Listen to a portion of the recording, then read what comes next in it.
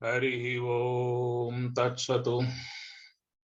ओम गुरुर्ब्रह्मा गुरुर्विष्णुः गुरुरेव महेश्वरः गुरु साक्षात् परब्रह्म तस्मै श्री गुरवे नमः। कैवल्यामृतपान शिष्य विभवं स्वराज्यपीठस्थितं श्रीयादाटि नरहर शिष्य तिलकम् वेदांत विज्ञानदम् आत्मानात्म विवेक दत्त सुवचम् श्री लक्ष्मणार्योत्तमं पृथ्वी स्थान तुरीय मार्गगमनम् चैतन्यमूर्तिं भजे। परम पूज्युలు పవిత్రాత్మ స్వరూపులు లోకోద్ధారకులు మహర్షులు తత్వవేత్తలు బ్రహ్మవేత్తలు యోగులు జ్ఞానులకు నమస్కరిస్తూ భారతమాతకు భూమాతకు వేదమాతకు గీతామాతకు నమస్కరిస్తూ శ్రీ స్వరాజ్యాశ్రమ పూజ్య మహాత్ములు బ్రహ్మశ్రీ జగద్గురు వేదాంత లక్ష్మణార్య స్వాముల వారికి నమస్కరిస్తూ శ్రీ స్వరాజ్యాశ్రమ పూజ్య మహాత్ములందరికీ నమస్కరిస్తూ అందరికీ శుభాశీషులు శుభమస్తు జ్ఞానప్రసూనాంబ సమేత శ్రీ కాళహస్తీశ్వర స్వామి వారి కృపానుగ్రహ ప్రాప్తిరస్తు ఆయుష్యమస్తు ఆరోగ్యమస్తు సకల శుభ ప్రాప్తిరస్తు బ్రహ్మ జ్ఞాన ప్రాప్తిరస్తు ధ్యానానుష్ఠాన ప్రాప్తిరస్తు లోకా సమస్త సుఖినో భవంతు సర్వే జనా సుఖినో భవంతు ఓం తత్సత్ ఓం తత్సత్ ఓం తత్సత్ ఓం. भिषजे भवरोगिणां निधये सर्वविद्यानां दक्षिणामूर्तये नमः। ओम शांति शांति शांतिः. బ్రహ్మశ్రీ లక్ష్మణార్యుల స్వాముల వారి దివ్య పాదార విందములకు నమస్కరించుకుంటూ అవ్వారు అన్నయ్య తీర్థ స్వాముల వారి దివ్య పాదార విందములకు నమస్కరించుకుంటూ బ్రహ్మశ్రీ శ్రీ రామచైతన్య స్వాముల వారి దివ్య పాదార విందములకు నమస్కరించుకుంటూ జన్మనిచ్చిన తల్లిదండ్రులకు గురుమాతలకు పెద్దలందరికీ జూమ్ లోని మీ అందరికీ నమస్కారములు. ఓం శ్రీ గురుభ్యో నమః. విజ్ఞాన నౌక రెండవ శ్లోకం. దయాళుం గురుం బ్రహ్మనిష్టం ప్రశాంతం సమారాధ్య భక్త్యా విచార్య స్వరూపం యదాప్నోతి తత్వం నిధిత్యస్య విద్వాన్ పరం బ్రహ్మ నిత్యం తదేవాహమస్మి పరం బ్రహ్మ నిత్యం తదేవాహమస్మి. అగ్నిర్జ్యోతిరః శుక్లః షణ్మాసా ఉత్తరాయణం తత్ర ప్రయాతా గచ్చంతి బ్రహ్మ బ్రహ్మవిదో జనాః. ఉత్తరాయణం గురించి కొంత తెలుసుకున్నాం. ఇప్పుడు దక్షిణాయన మార్గము గురించి. ధూమో రాత్రిస్తథా కృష్ణః షణ్మాసా దక్షిణాయనం తత్ర చాంద్రమసం జ్యోతిః యోగి ప్రాప్య నివర్తతే.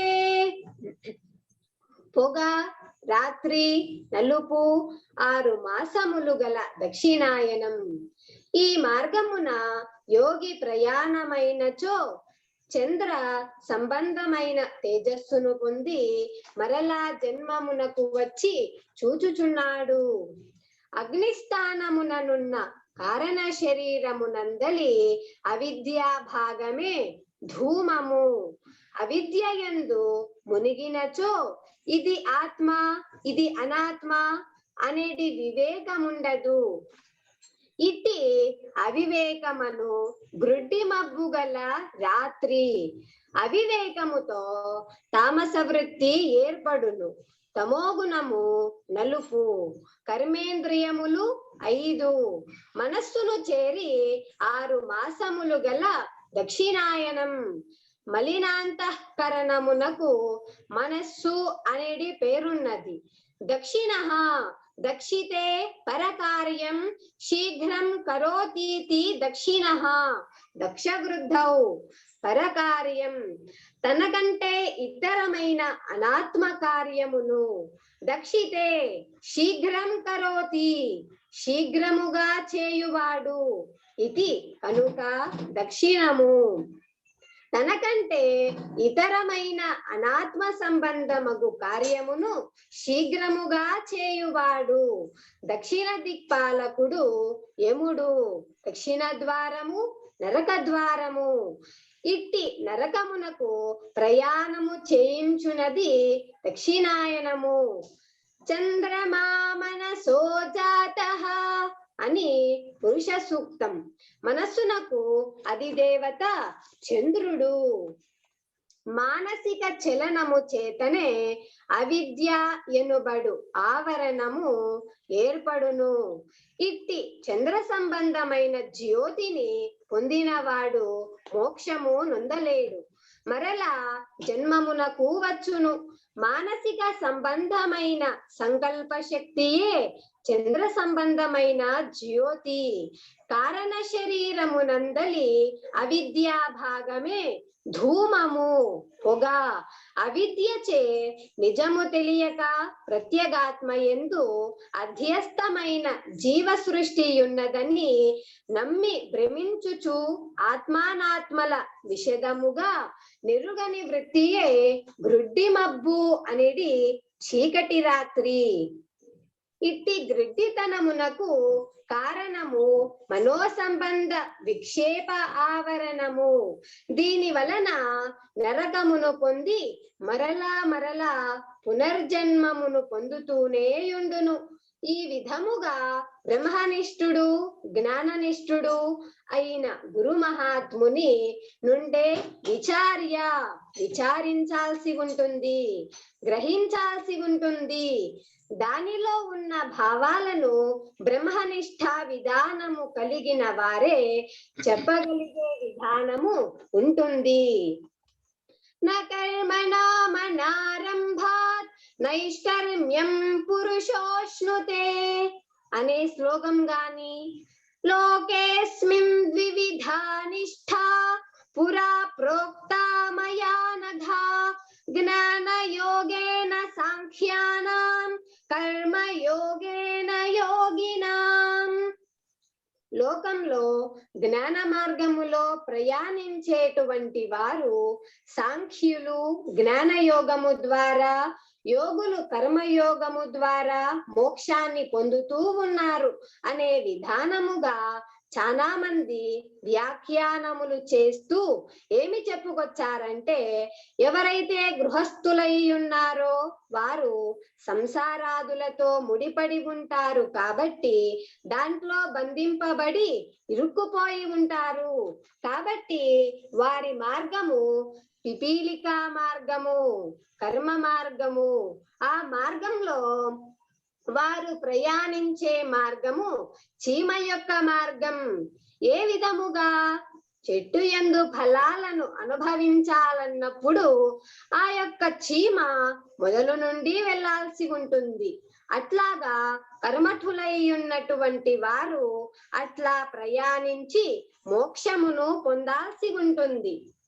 ఇక సంసార విధానము లేకుండగా సన్యాస విధానములో ఉన్నటువంటి వారు, మా మార్గము విహంగ మార్గము, మాకు ఎటువంటి లంపటలు లేవు గనుక పక్షులులాగా ఎగిరి ఫలాలు అనుభవించిన విధముగా మేము సాంఖ్య యోగము ద్వారా తరించగలుగుతాము అని పరమాత్మ గీతలో అన్నట్లు చెప్పుకొస్తున్నారు. ఈ అభిప్రాయము అటు సన్యాసుల యందును ఇటు గృహస్థుల యందును ఉన్నది. కానీ ఆ శ్లోకములో పరమాత్మ ఈ విధముగా చెప్పినట్లు లేదు. కొంత వ్యాకరణ రీతిగా విచారించినట్లయితే మనకు బాగా అర్థము కాగలదు. అస్మిన్ లోకే ద్వివిధా నిష్ఠా, అకారాంత స్త్రీలింగ द्विविधा शब्दः द्विविधा द्विविधे द्विविधाः द्विविधां द्विविधे द्विविधाः द्विविधया द्विविधाभ्यां द्विविधाभिः द्विविधायै द्विविधाभ्यां द्विविधाभ्यः द्विविधायाः द्विविधाभ्यां द्विविधाभ्यः द्विविधायाः द्विविधयोः द्विविधानां द्विविधायां द्विविधयोः द्विविधासु अकारांत स्त्रीलिंग शब्दः निष्ठा निष्ठा निष्ठे निष्ठाः निष्ठां निष्ठे निष्ठाः निष्ठाया निष्ठाभ्यां निष्ठाभिः निष्ठायै निष्ठाभ्यां निष्ठाभ्यः निष्ठायाः निष्ठाभ्यां निष्ठाभ्यः निष्ठायाः निष्ठयोः निष्ठानां निष्ठायां निष्ठयोः निष्ठासु ద్వివిధ అని అంటే రెండు విధములైన ఒకటి అని అర్థం. ద్వివిధే అని చెప్పి ఉంటే రెండు విధములైన అని అర్థం. ద్వివిధ నిష్ఠ రెండు విధములైన ఒక నిష్ఠ అని అర్థము. నిష్ఠే అని అనలేదు. ద్వివిధ ప్రథమా విభక్తి ఏకవచనం, నిష్ఠ ప్రథమా విభక్తి ఏకవచనం. అందువలన నిష్ఠ అని ఉన్నది. ఏమిటా నిష్ఠ అని అంటే మనస్సును శ్వాస మీద పెడితే శ్వాస నిష్ఠ. ఆ తరువాత శ్వాస మనస్సు ఆగిన తరువాత ఏర్పడేది బ్రహ్మనిష్ఠ. కాబట్టి పరిపక్వత పొందిన తరువాత ఉండేది బ్రహ్మనిష్ఠ. అపరిపక్వముగా ఉంటే కాయ అని అన్నాము. అదే పరిపక్వమైతే పండు అని అన్నాము. కాబట్టి రెండు లేవు, ఒకటే. అట్లా సాధన మార్గములో ఉన్నప్పుడేమో శ్వాసనిష్ట, అది కర్మయోగము. మనస్సు శ్వాస లయమైపోయినప్పుడు అది బ్రహ్మనిష్ట. కనుక ఈ రెండు కూడా ఒకే మార్గములో ఉన్నాయి. ఇది ద్వివిధ నిష్ఠ, రెండు విధములుగానున్న ఒకే నిష్ఠ. ఎవరైనా గాని ముందు కర్మయోగమును సాధన చేయాలి, కర్మయోగము ద్వారా జ్ఞానయోగమును సాధించాలి. ఇట్లా లోకంలో ఎవరైనా సరే లక్ష్మణార్యులు ముందు ధ్యానయోగి, తర్వాత ఆయనే జ్ఞానయోగి. వివేకానంద స్వామి ఒకప్పుడు కర్మయోగి, ఆ తరువాత ఆయనే బ్రహ్మనిష్ఠుడు. ఈ విధముగా సాధన ద్వారా తత్వానుభవమును పొందాల్సి ఉంటుంది. కాబట్టి అస్మిన్ లోకే ద్వివిధా నిష్ఠ, అందువలన రెండు విధములుగా ఉన్నది, ఒకే నిష్ఠ అని అన్నాడు. దీని మీదనే పరమాత్మ 5వ అధ్యాయంలో సాంఖ్యయోగౌ పృథక్ బాలాః ప్రవదంతి న పండితాః ఏకమప్యాస్థితః సమ్యక్ ఉభయోర్విందతే ఫలం. ఈ శ్లోకం గురించి వచ్చే వారం చెప్పుకుందాం. హరి ఓం తత్సత్. ఓం సర్వే భవంతు సుఖినః, సర్వే సంతు నిరామయాః, సర్వే భద్రాణి పశ్యంతు, మా కశ్చిద్ దుఃఖభాగ్ భవేత్. ఓం శాంతి శాంతి శాంతి. ఈ అవకాశాన్ని ఇచ్చిన శ్రీ రామచైతన్య స్వాముల వారి దివ్య పాదార విందములకు నమస్కరించుకుంటూ హరి ఓం తత్సత్. హరి ఓం తత్సత్. ఓం శుభాశీషులు శుభమస్తు. ఓం తత్సత్. ఓం చక్కగా ఈ విధంగా ఒక్కొక్క శ్లోకం మీద ప్రిపేర్ అయ్యి ప్రతి ఆదివారం చెప్తూ ఉండమ్మా, మంచిగా నీకు విద్య వస్తుంది. ఓం నమో నారాయణాయ. ఓం రత్నమ్మ, గురుమాత రత్నమ్మ, రత్నాదేవి అయి నమః.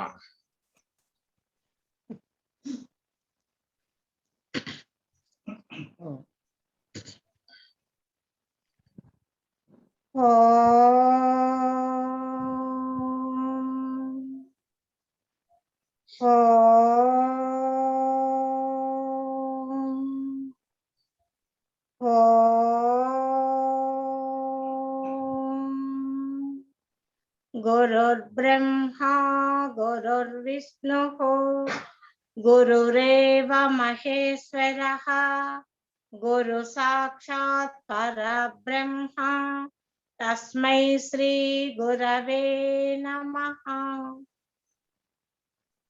జగద్గురువులైనటువంటి బ్రహ్మశ్రీ జగద్గురువు వేదాంతం లక్ష్మణార్యుల వారి పాద పద్మములకు నమస్సుమాంజలు. బ్రహ్మశ్రీ సద్గురువు జిఎన్ శాస్త్రీ స్వామి గారి పాద పద్మములకు నమస్సుమాంజలు. బ్రహ్మశ్రీ సద్గురువు శ్రీరామ చైతన్య స్వామి గారి పాద పద్మములకు నమస్సుమాంజలు.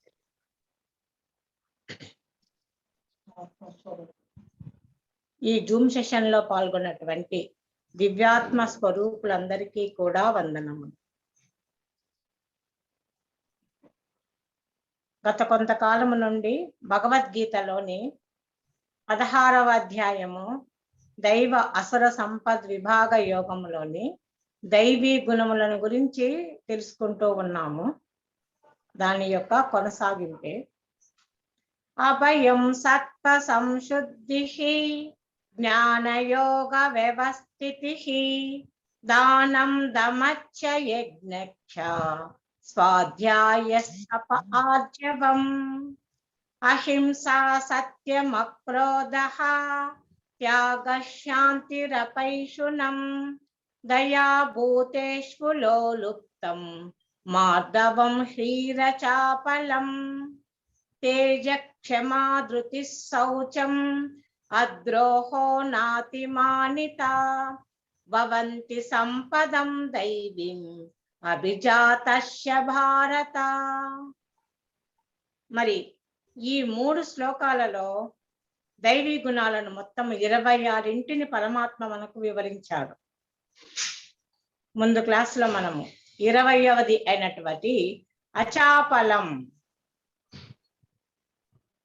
అంటే చంచలత్వము లేకుండా ఉండడము అన్నటువంటి ఆ గుణము 20వ గుణముగా వస్తుందన్నమాట. అచాపలం హ్రీహి అచాపలం. హ్రీహి అంటే సిగ్గుపడకుండా ఉండాలి అని. తర్వాత అచాపలం అంటే చంచలత్వాన్ని విడిచిపెట్టాలి. ఈ మనసు ఎప్పుడూ చంచలంగానే ఉంటుంది కదా. చంచలం హి మన కృష్ణ ప్రమాది బలవదృఢం తస్యాహం నిగ్రహం మన్నే వాయోరివ సుదుష్కరం అని మనకు 6వ అధ్యాయంలోనే అర్జునుడు ప్రశ్నించాడు పరమాత్మను. ఈ మనసు వాయువు కంటే కూడా చంచలమైనది, వాయువు కంటే కూడా వేగవంతమైనటువంటిది ఈ మనస్సు. మరి మన మనస్సును ఆ చంచలత్వంలోకి పోకుండా నిశ్చల స్థితిని పొందడమును మనం బాగా అభ్యాసం చేయాలి. అభ్యాసేన తు కౌంతేయ వైరాగ్యేన చ గృహ్యతే అన్నారు సమాధానంగా పరమాత్మ. అభ్యాస వైరాగ్యముల ద్వారానే ఈ మనస్సును చంచలత్వం నుంచి నిశ్చల స్థితికి తీసుకురాగలము. కనుక మన మనస్సును నిశ్చల స్థితికి తీసుకురావడము అన్నది దైవీ సంపదలో ఒకటి.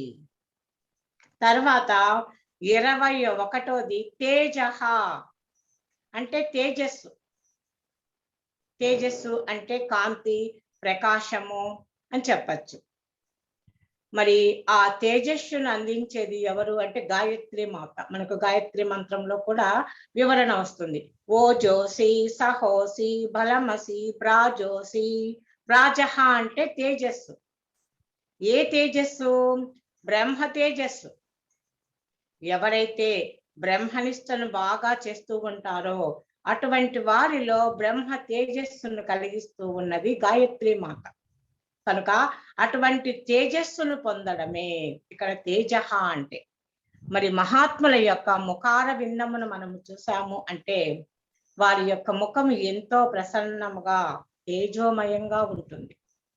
గౌతమ బుద్ధుడు కానీ, రామకృష్ణ పరమహంస, అలాగే వివేకానంద, ఆది శంకరాచార్యులు, రమణ మహర్షి, మలయాళ స్వామి, లక్ష్మణార్యులు, మరి ఇటువంటి యోగి పుంగవులు, ధ్యాన నిష్ఠాపరులు, మరి వారి యొక్క తేజస్సును చూడగానే, వారి యొక్క ముఖమును చూడగానే మనకు చేతులెత్తి నమస్కరించాలనిపిస్తుంది. ఎక్కడైనా సరే వారి యొక్క ఫోటో చూసామనుకోండి, వెంటనే నమస్కారం చేస్తాము. ఎందుకంటే వాళ్ళని ప్రత్యక్షంగా చూసే భాగ్యం మనకు లేదు కాబట్టి, కేవలము వాళ్ళను ఫోటోలలో మాత్రమే దర్శించగలుగుతాము అటువంటి మహాత్ములను. లేదా ఎక్కడైనా విగ్రహాలు ఉంటే విగ్రహంలో చూడగలుగుతాము. అయితే వారికి ఆ తేజస్సు అన్నది ఎలా కలిగింది అంటే, ఒక్క ధ్యాననిష్ట చేయడం ద్వారానే, బ్రహ్మనిష్టను చక్కగా చేయడం ద్వారా బ్రహ్మ తేజస్సు కలిగింది కనుక, అటువంటి తేజస్సును పొందడము అన్నది కూడా దైవీ సంపదే అవుతుంది అని చెప్పారు. తర్వాత ఏం చెప్పారు? క్షమాగుణం. క్షమ, ఇది చాలా గొప్ప గుణము. క్షమాగుణము అంటే ఎటువంటి తప్పులు చేసిన వారినైనా సరే క్షమించే గుణము కలిగి ఉండడమే క్షమాగుణము అంటే. మరి సుమతి పద్యంలో కూడా మనం గతంలో విన్నాము కదా, ఉపకారికి ఉపకారము విపరీతము కాదు సేయ వివరింపంగా, అపకారికి ఉపకారము నెపమెన్నగా సేయువాడే నేర్పరి సుమతి అన్న. మనకు ఎవరైనా సహాయం చేశారో మనము వారికి తిరిగి సహాయం చేయడము అన్నది సామాన్య ధర్మము. అయితే మనకు అపకారము చేసిన వారికి కూడా ఉపకారము చేయడము అన్నది ఉత్తమ ధర్మము అన్న. ఎవరైనా మనకు అపకారం చేశారు, కీడు చేశారు, మనకు మన యొక్క పేరు ప్రతిష్టలకు భంగం కలిగించారు, లేనిపోని కల్పించి చెప్పారు, అయినా సరే అటువంటి వారిని క్షమించగలగడమే గొప్ప క్షమాగుణము అన్న. వాళ్ళని తిరిగి మనము వారికి అపకారం చేయగలిగిన శక్తి ఉండి కూడా చెయ్యకుండా వారికి మేలు చేసేవాడే గొప్ప క్షమాగుణం కలవాడు. మరి మనకు భూమాతను తీసుకుంటే ఆ తల్లి ఎంతో క్షమాగుణం కలిగి ఉన్నది. అందుకే క్షమయా ధరిత్రి అంటారు. ఆ భూమిని మనము దున్ని గోతులు తవ్వి మరి మొక్కలు నాటుతూ ఉన్నాము, కానీ ఆ తల్లి ఎంతో ఓర్పుగా మనకు పంటలను ఇస్తూ ఉన్నది, అన్నం పెడుతూ ఉంది కదా. అందుకే వ్యవహారికంలో కూడా ఎవరైనా ఆడవారు ఓర్పుగా సహనంగా ఉన్నారు అంటే భూమాతతో పోలుస్తూ ఉంటారన్నమాట. భూదేవంత సహనం ఉంది నీకు అని వ్యవహారికంలో కూడా. కనుక గొప్ప క్షమాగుణం కలిగింది ఎవరు అంటే భూమాత. అలాగే మనకు భారతంలో తీసుకుంటే ధర్మరాజు కూడా ఎంతో క్షమాగుణము కలవాడు.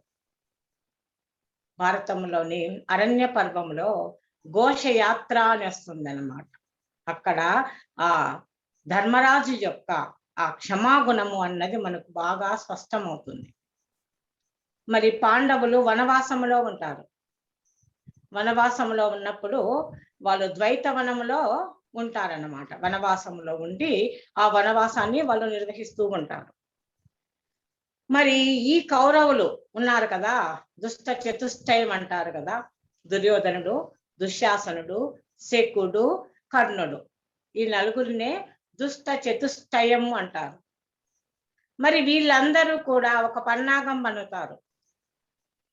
పాండవులు వనములో ఉండి అగచాట్లు పడుతూ ఉన్నారు కదా, కష్టాలు పడుతూ ఉన్నారు కదా, వాళ్ళ దగ్గరికి వెళ్ళి మేము ఎంత సుఖభోగాలు అనుభవిస్తూ ఉన్నామో, ఎంత హాయిగా జీవిస్తూ ఉన్నామో వాళ్ళకు చూపించాలి, వాళ్ళు కుళ్ళుకొని ఏడవాలి మమ్మల్ని చూసి అని ఒక పన్నాగం పన్నుతారు. మరి ద్వైతవనానికి పోవాలనుకుంటారు వీళ్ళు, దుష్ట చతుష్టయం. మరి పోవాలి అంటే ఆయన రాజు ఎవరు, ఈ ధృతరాష్ట్రుడు, ఆయన అంగీకరించడు ముందు. ఎందుకంటే అక్కడ పాండవులు వనవాసంలో ఉన్నారు కదా, వీళ్ళు వెళ్ళి వాళ్ళకి ఇబ్బంది పెడతారని చెప్పేసి అంగీకరించారు. అయితే ఎలాగైనా ఒప్పిస్తారన్నమాట. ఏమని, ఒక యాదవ వ్యక్తితో గోవులను కాచే అతడు వచ్చి అడుగుతాడనమాట. ఎవరి దగ్గరికి, ధృతరాష్ట్రుడి దగ్గరికి వచ్చి, రాజా, ఆ వనములో క్రూర మృగాలు ఆవులనన్నీ కూడా సంహరిస్తూ ఉన్నాయి, కాబట్టి మా యొక్క ఆవుల మందను రక్షించండి అని వేడుకుంటారు. అది కూడా ఈ కౌరవుల యొక్క, దుర్యోధనాదుల యొక్క పన్నాగం. అలాగా చెప్పి పంపిస్తారన్నమాట రాజుకు చెప్పమని. అయితే ముందు అంగీకరించడు ఎవరు, ధృతరాష్ట్రుడు. మరి శకుడు వెళ్ళి బుజ్జగించి చెప్తాడు, మేమేమి చెయ్యము, పాండవులకి అపకారము చెయ్యము, ఆ గోవులను రక్షిస్తాము అంటే ఆయన సరే అని అంగీకరిస్తాడు. ఇక దుర్యోధనుడు, దుశ్శాసనుడు, కర్ణుడు, శకుడు, ఇంకా మిగతా సైన్యము, వాళ్ళ యొక్క భార్యలు అందరూ, మంది మార్బలము అందరూ ఆ ద్వైతవనానికి వెళ్తారట. అక్కడికి వెళ్ళేసి గుడారాలు వేసుకొని బ్రహ్మాండంగా సుఖభోగాలు అనుభవిస్తూ విలాసవంతమైనటువంటి జీవితాన్ని కొంతకాలం అక్కడ గడుపుతారు. మరి వీళ్ళు పాండవులు మాత్రము వనవాసంలోనే ఉన్నారు, అదే వనంలోనే ఉంటారు.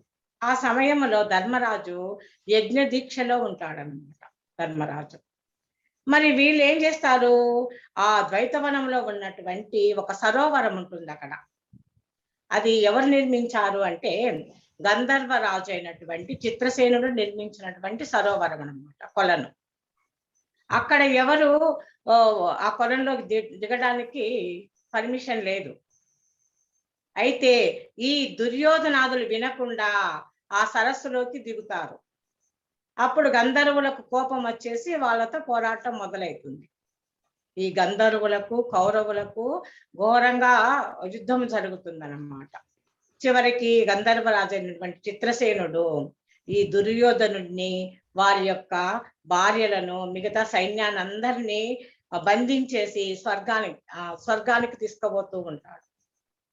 అప్పుడు ఈ కౌరవ సేనలో ఉన్నటువంటి వాళ్ళందరూ పరిగెత్తుకుంటూ వెళ్ళి ధర్మరాజుకు విషయం చెప్తారు. ధర్మరాజా, మీరే రక్షించండి, దుర్యోధనుడిని మిగతా వాళ్ళనందరినీ కూడా ఆ గంధర్వరాజు తీసుకొని పోతున్నాడు, మీరే రక్షించండి అని ధర్మరాజు దగ్గరకు వచ్చి వేడుకుంటారన్నమాట. మరి అక్కడే భీముడు ఉంటాడు. అప్పుడు భీముడికి మనసులో చాలా సంతోషం అవుతుంది.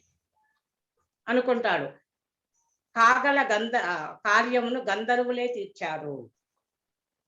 మనకు ఈ పదము వాడుకలో కూడా వాడుతూ ఉంటాం అన్నమాట. కాగల కార్యమును గంధర్వులే తీర్చారు. ఏ పని అయితే మేము చేయాలనుకున్నామో ఆ పని గంధర్వులే చేశారు అనేసి సంతోషపడతాడు మనసులో భీముడు. అయితే ధర్మరాజు మాత్రము అలా మాట్లాడద్దు భీమసేన, వాళ్ళు మన యొక్క వంశంలో వాళ్ళు, మరి అటువంటి వారిని బంధించి తీసుకొని పోతూ ఉంటే రక్షించడము అన్నది మన యొక్క కర్తవ్యము. వారిని రక్షించి నువ్వు నీ తమ్ముళ్ళు వెళ్ళి వాళ్ళని విడిపించి తీసుకొని రాండి అని చెప్తాడనమాట ధర్మరాజు. అయితే భీముడు వెంటనే ఒప్పుకోడు. అన్నా, వాళ్ళు చేసిన ద్రోహాలన్నీ మర్చిపోయినావా? విషం పెట్టినారు, నీళ్లలో పడేసినారు చంపడం కోసము, మన లంకా ఇంటిని దహనం చేశారు, మరి మాయా జూదము ఆడించి మన యొక్క రాజ్యాన్ని లాక్కున్నాను, మన ద్రౌపదిని చెరబట్టారు. మరి ఇన్ని దుర్మార్గాలు, ఇన్ని దుష్ట కార్యాలు చేసినటువంటి ఆ దుర్యోధనాదులను రక్షించమంటున్నావే నువ్వు, మరి ఈ కార్యం ఎట్లా చేయమంటున్నావు? వాళ్ళకు శిక్ష పడాల్సిందే, అన్ని పాపాలు చేశారు కాబట్టి వాళ్ళకు శిక్ష పడాల్సిందే అంటాడు. అయితే ధర్మరాజులో ఉన్నటువంటి ఆ క్షమాగుణము వలన ఒప్పుకోడు.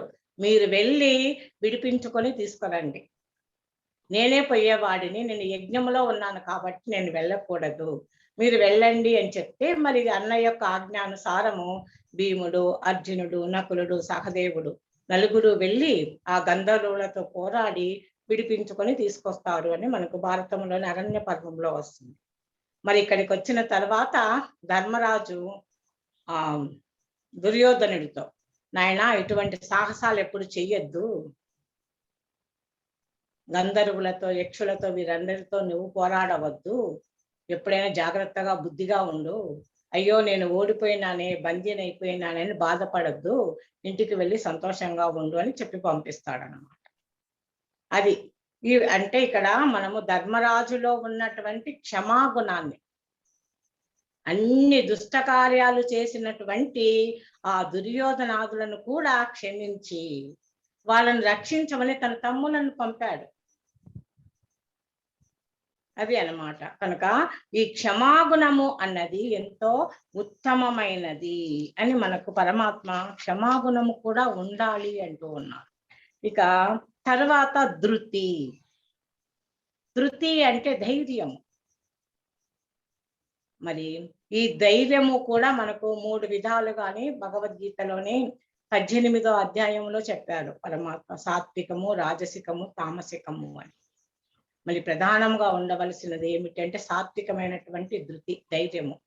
మనము చేసేటటువంటి ఈ ధ్యాన నిష్టలో కానీ ఈ ఆధ్యాత్మిక మార్గంలో ప్రయాణం చేసేటప్పుడు ఎటువంటి ఆటంకాలు వస్తూ ఉన్నా, సమస్యలు ఎదురవుతూ ఉన్నా సరే ధైర్యంగా ముందుకు సాగాలి. మరి ఆటంకాలు వస్తున్నాయి అని చెప్పేసి వెనకడుగు వేయకూడదు. ఇక్కడ ధైర్యముగా, అయ్యో నేను ఇంతకాలం నుంచి ధ్యానం చేస్తూ ఉన్నానే, కానీ నా మనసు అసలు నిలబడడం లేదే, మనసు ఎప్పుడు చెలిస్తూనే ఉంటుంది, అసలు మనసు నిలబడుతుందా లేదా అనే సంశయాలు కూడా కలుగుతూ ఉంటాయి. అయితే మనము మనసులో సంకల్పాలు వస్తున్నా సరే అలాగా వదలకుండా ధ్యానము చేయడం అన్నది అలవాటు చేసుకుంటూ ఉండాలి.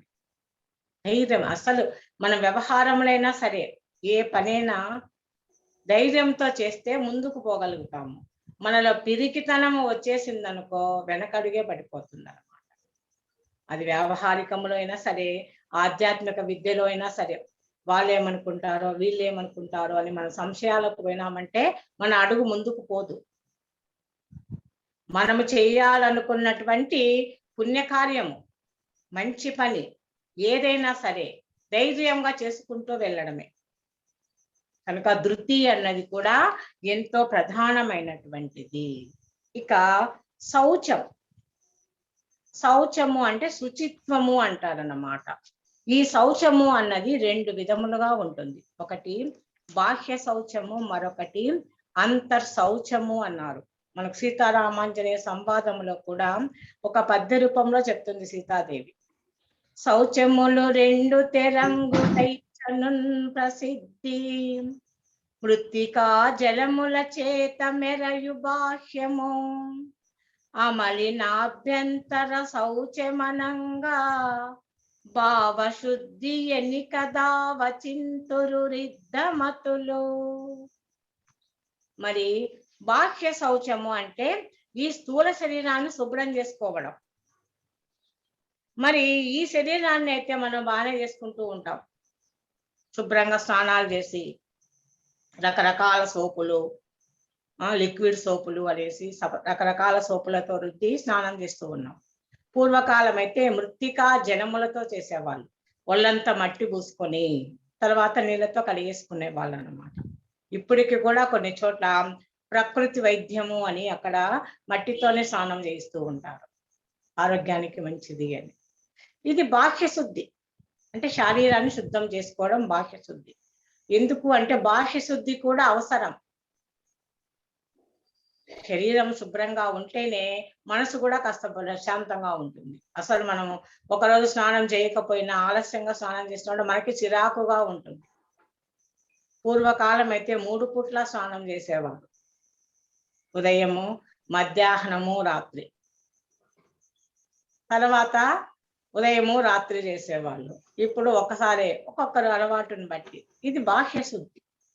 మరి దీనికంటే ప్రధానమైనటువంటిది ఏమిటి అంటే అంతర్శుద్ధి.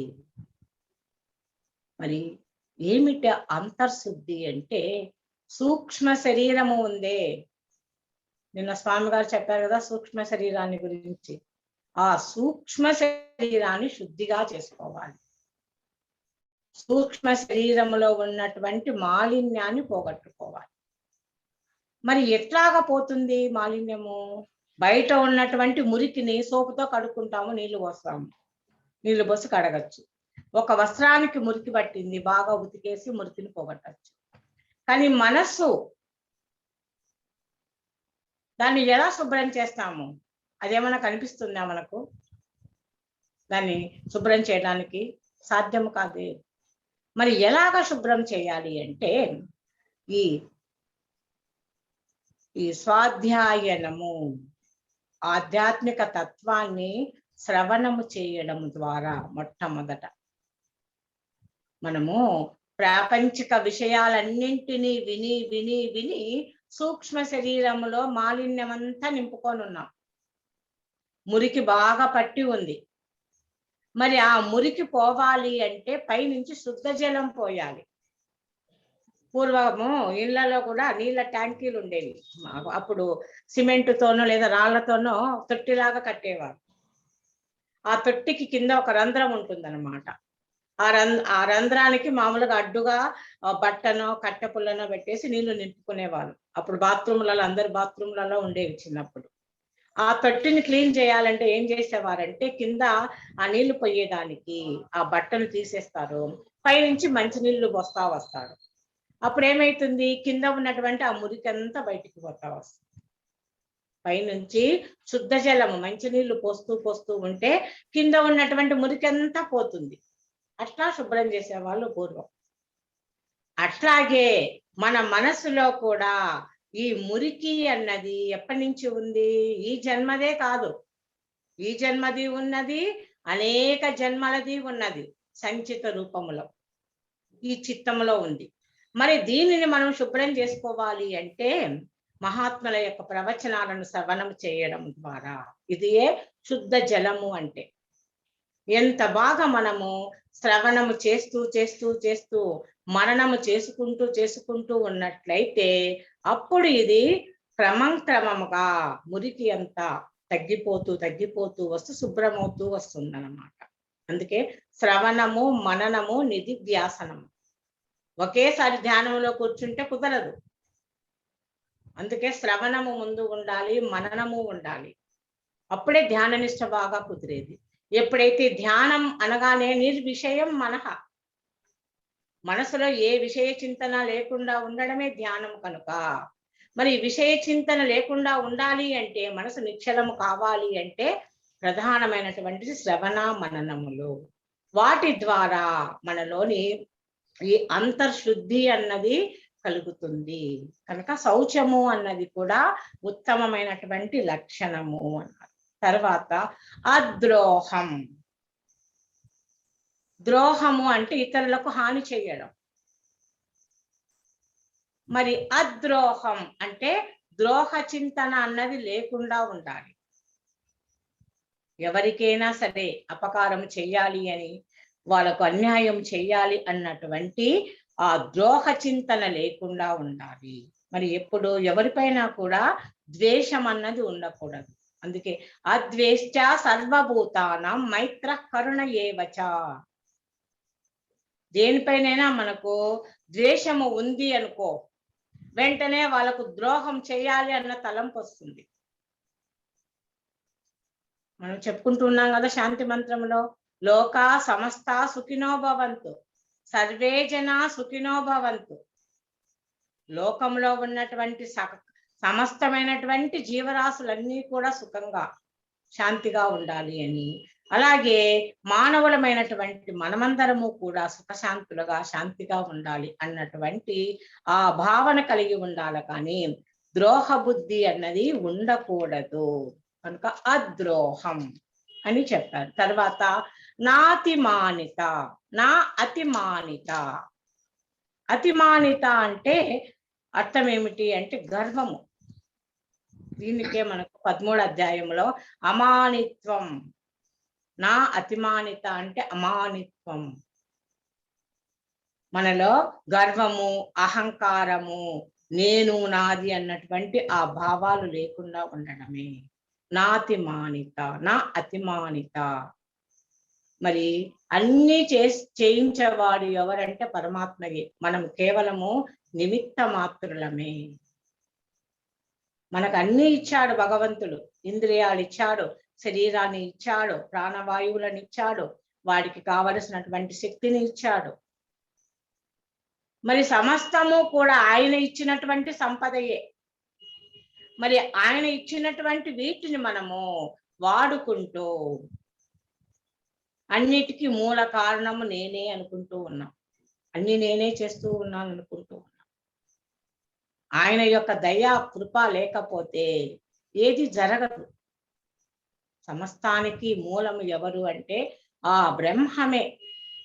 అందుకే బ్రహ్మసూత్రాలలో ప్రతి సూత్రములో కూడా ఆ బ్రహ్మమును ప్రతిపాదన చేస్తూ మానవుడు కేవలము నిమిత్త మాత్రుడే, జీవుడికి ఏ శక్తి లేదు, సమస్తమైనటువంటి శక్తి బ్రహ్మముదే అని నిరూపణ చేస్తూ ప్రతి సూత్రంలో కూడా వివరించారు. కనుక నేను చేస్తూ ఉన్నాను అన్నటువంటి ఆ అభిమానాన్ని, అహంకారాన్ని విడిచిపెట్టి సమస్తము కూడా దైవమే అన్నటువంటి భావనను కలిగి ఉండటమే నాతి మానిత్వం, నా అతిమానిత్వం అన్నవి. ఇవి మొత్తము మనకు ఈ 26 గుణములను దైవీ గుణములు అన్నారు. మరి తర్వాత ఆసురీ గుణాలను గురించి ఒక్క శ్లోకంలోనే చెప్పాడు పరమాత్మ. దంభో దర్పోభిమానచ్చ క్రోధ పారుష్యమేవ చ అజ్ఞానం చాపి జాతస్య పార్థ సంపదమాసురీం. దంభము, దర్పము, అభిమానము, క్రోధము, పౌరుషము, అజ్ఞానము, ఇవి 6 ఏ గుణాలు? ఆసురీ గుణాలు. వీటినే మనము అషడ్ వర్గాలుగా కూడా చెప్పుకోవచ్చు. కామము, క్రోధము, లోభము, మోహము, మదము, మాత్సర్యము. ఈ అషడ్ వర్గాలు ఉన్నంత వరకు ఇవన్నీ ఉంటాయి. దంభము ఉంటుంది, దర్పము ఉంటుంది, తర్వాతే దర్పో అభిమానము ఉంటుంది, క్రోధము ఉంటుంది, పౌరుషము ఉంటుంది, అజ్ఞానము ఉంటుంది. మరి వీటిని గురించి మళ్ళీ మనము ప్రత్యేకంగా చెప్పుకోవాల్సిన అవసరం లేదు. ఇవి ఆల్రెడీ మన అందరిలో ఉన్నాయి. వాటిని పోగొట్టుకోవడమే మన యొక్క ప్రయత్నము. కనుక ఈ ప్రకారంగా మనకు పరమాత్మ దైవీ సంపదలను 26 గుణాలుగా చెప్పారు. కనుక వీటిని మనము ఎంతవరకు వీలైతే అంతవరకు అటువంటి సద్గుణాలను మనం పెంపొందించుకుంటూ మన యొక్క జీవితాన్ని ధన్యం చేసుకోవాలని కోరుకుంటున్నాము. నెక్స్ట్ సండే నుంచి మనము ఇంకొక సబ్జెక్టును తీసుకున్నాము. కఠోపనిషత్తుని గురించి చెబుదాము అని నా యొక్క అభిప్రాయము. స్వామి గారి ప్రశ్నోపనిషత్తుని వివరిస్తూ ఉన్నారు కదా, ఆదివారం రోజు కఠోపనిషత్తు, ఎందుకంటే దశోపనిషత్తులలోనివే కనుక దానిని గురించి కూడా అధ్యయనం చేద్దాము. హరి ఓం తత్సత్. హరి ఓం తత్సత్. ఓం శుభాశీషులు శుభమస్తు. ఓం నమో నారాయణాయ. ఓం నమ శివాయ. దైవీ గుణాలు, ఆశ్రయ గుణాలు చక్కగా ఇంతవరకు అమ్మగారు వివరించారు. చాలా సంతోషము. ఉమాదేవి అయి నమః.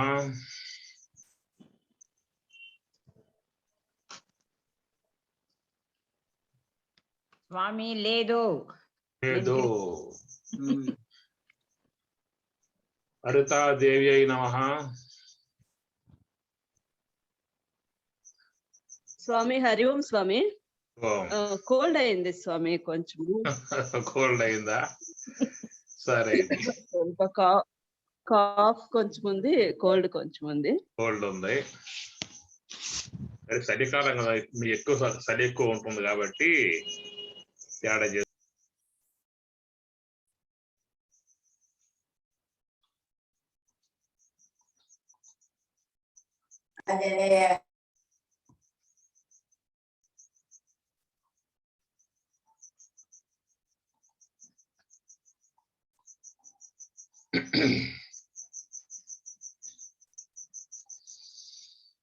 హరి ఓం తత్సత్. ఓం ఓం ఓం. మహనీయ ఘన ఫణమనుల శైలము గంటి బహు విభవముల మంటపములు గంటి. మహనీయ ఘన ఫణమనుల శైలము గంటి బహు విభవముల మంటపములు గంటి. సహజ నవరత్న కాంచన వేదికలు గంటి రహివహించిన గోపురంబుల విగంటి కంటి. అఖిలాండ కర్తనధికుని గంటి కంటి నఘములు వీడుగొంటి నిజమూర్తి గంటి. పావనంబైన పాప వినాశనము గంటి కైవశంబగు గగన గంగ గంటి.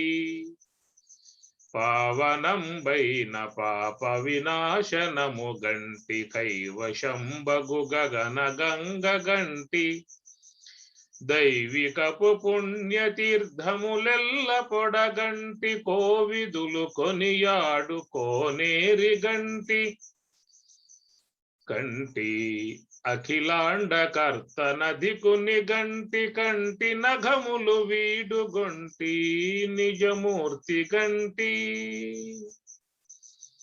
పరమయోగీంద్రులకు భావగోచరమైన సరిలేని పాదాంబుజములు గంటి పరమయోగీంద్రులకు భావగోచరమైన సరిలేని పాదాంబుజములు గంటి స్థిరమైన గిరిచూపు దివ్య హస్తము గంటి తిరువెంకటాచలాదిపు జూడగంటి స్థిరమైన గిరిచూపు దివ్య హస్తము గంటి తిరువెంకటాచలాదిపు జూడగంటి కంటి అఖిలాండ కర్త నదికుని గంటి కంటి నఘములు వీడుగొంటి నిజమూర్తి గంటి కంటి అఖిలాండ కర్త నదికుని గంటి కంటి నఘములు వీడుగొంటి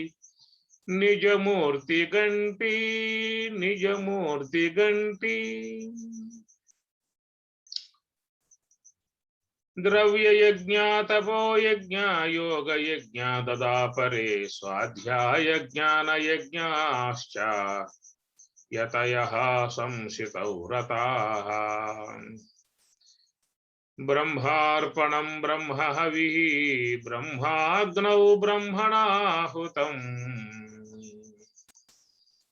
బ్రహ్మార్పణం బ్రహ్మ హవిః బ్రహ్మాగ్నౌ బ్రహ్మణాహుతం బ్రహ్మైవ తేన గంతవ్యం బ్రహ్మ కర్మ సమాధినా.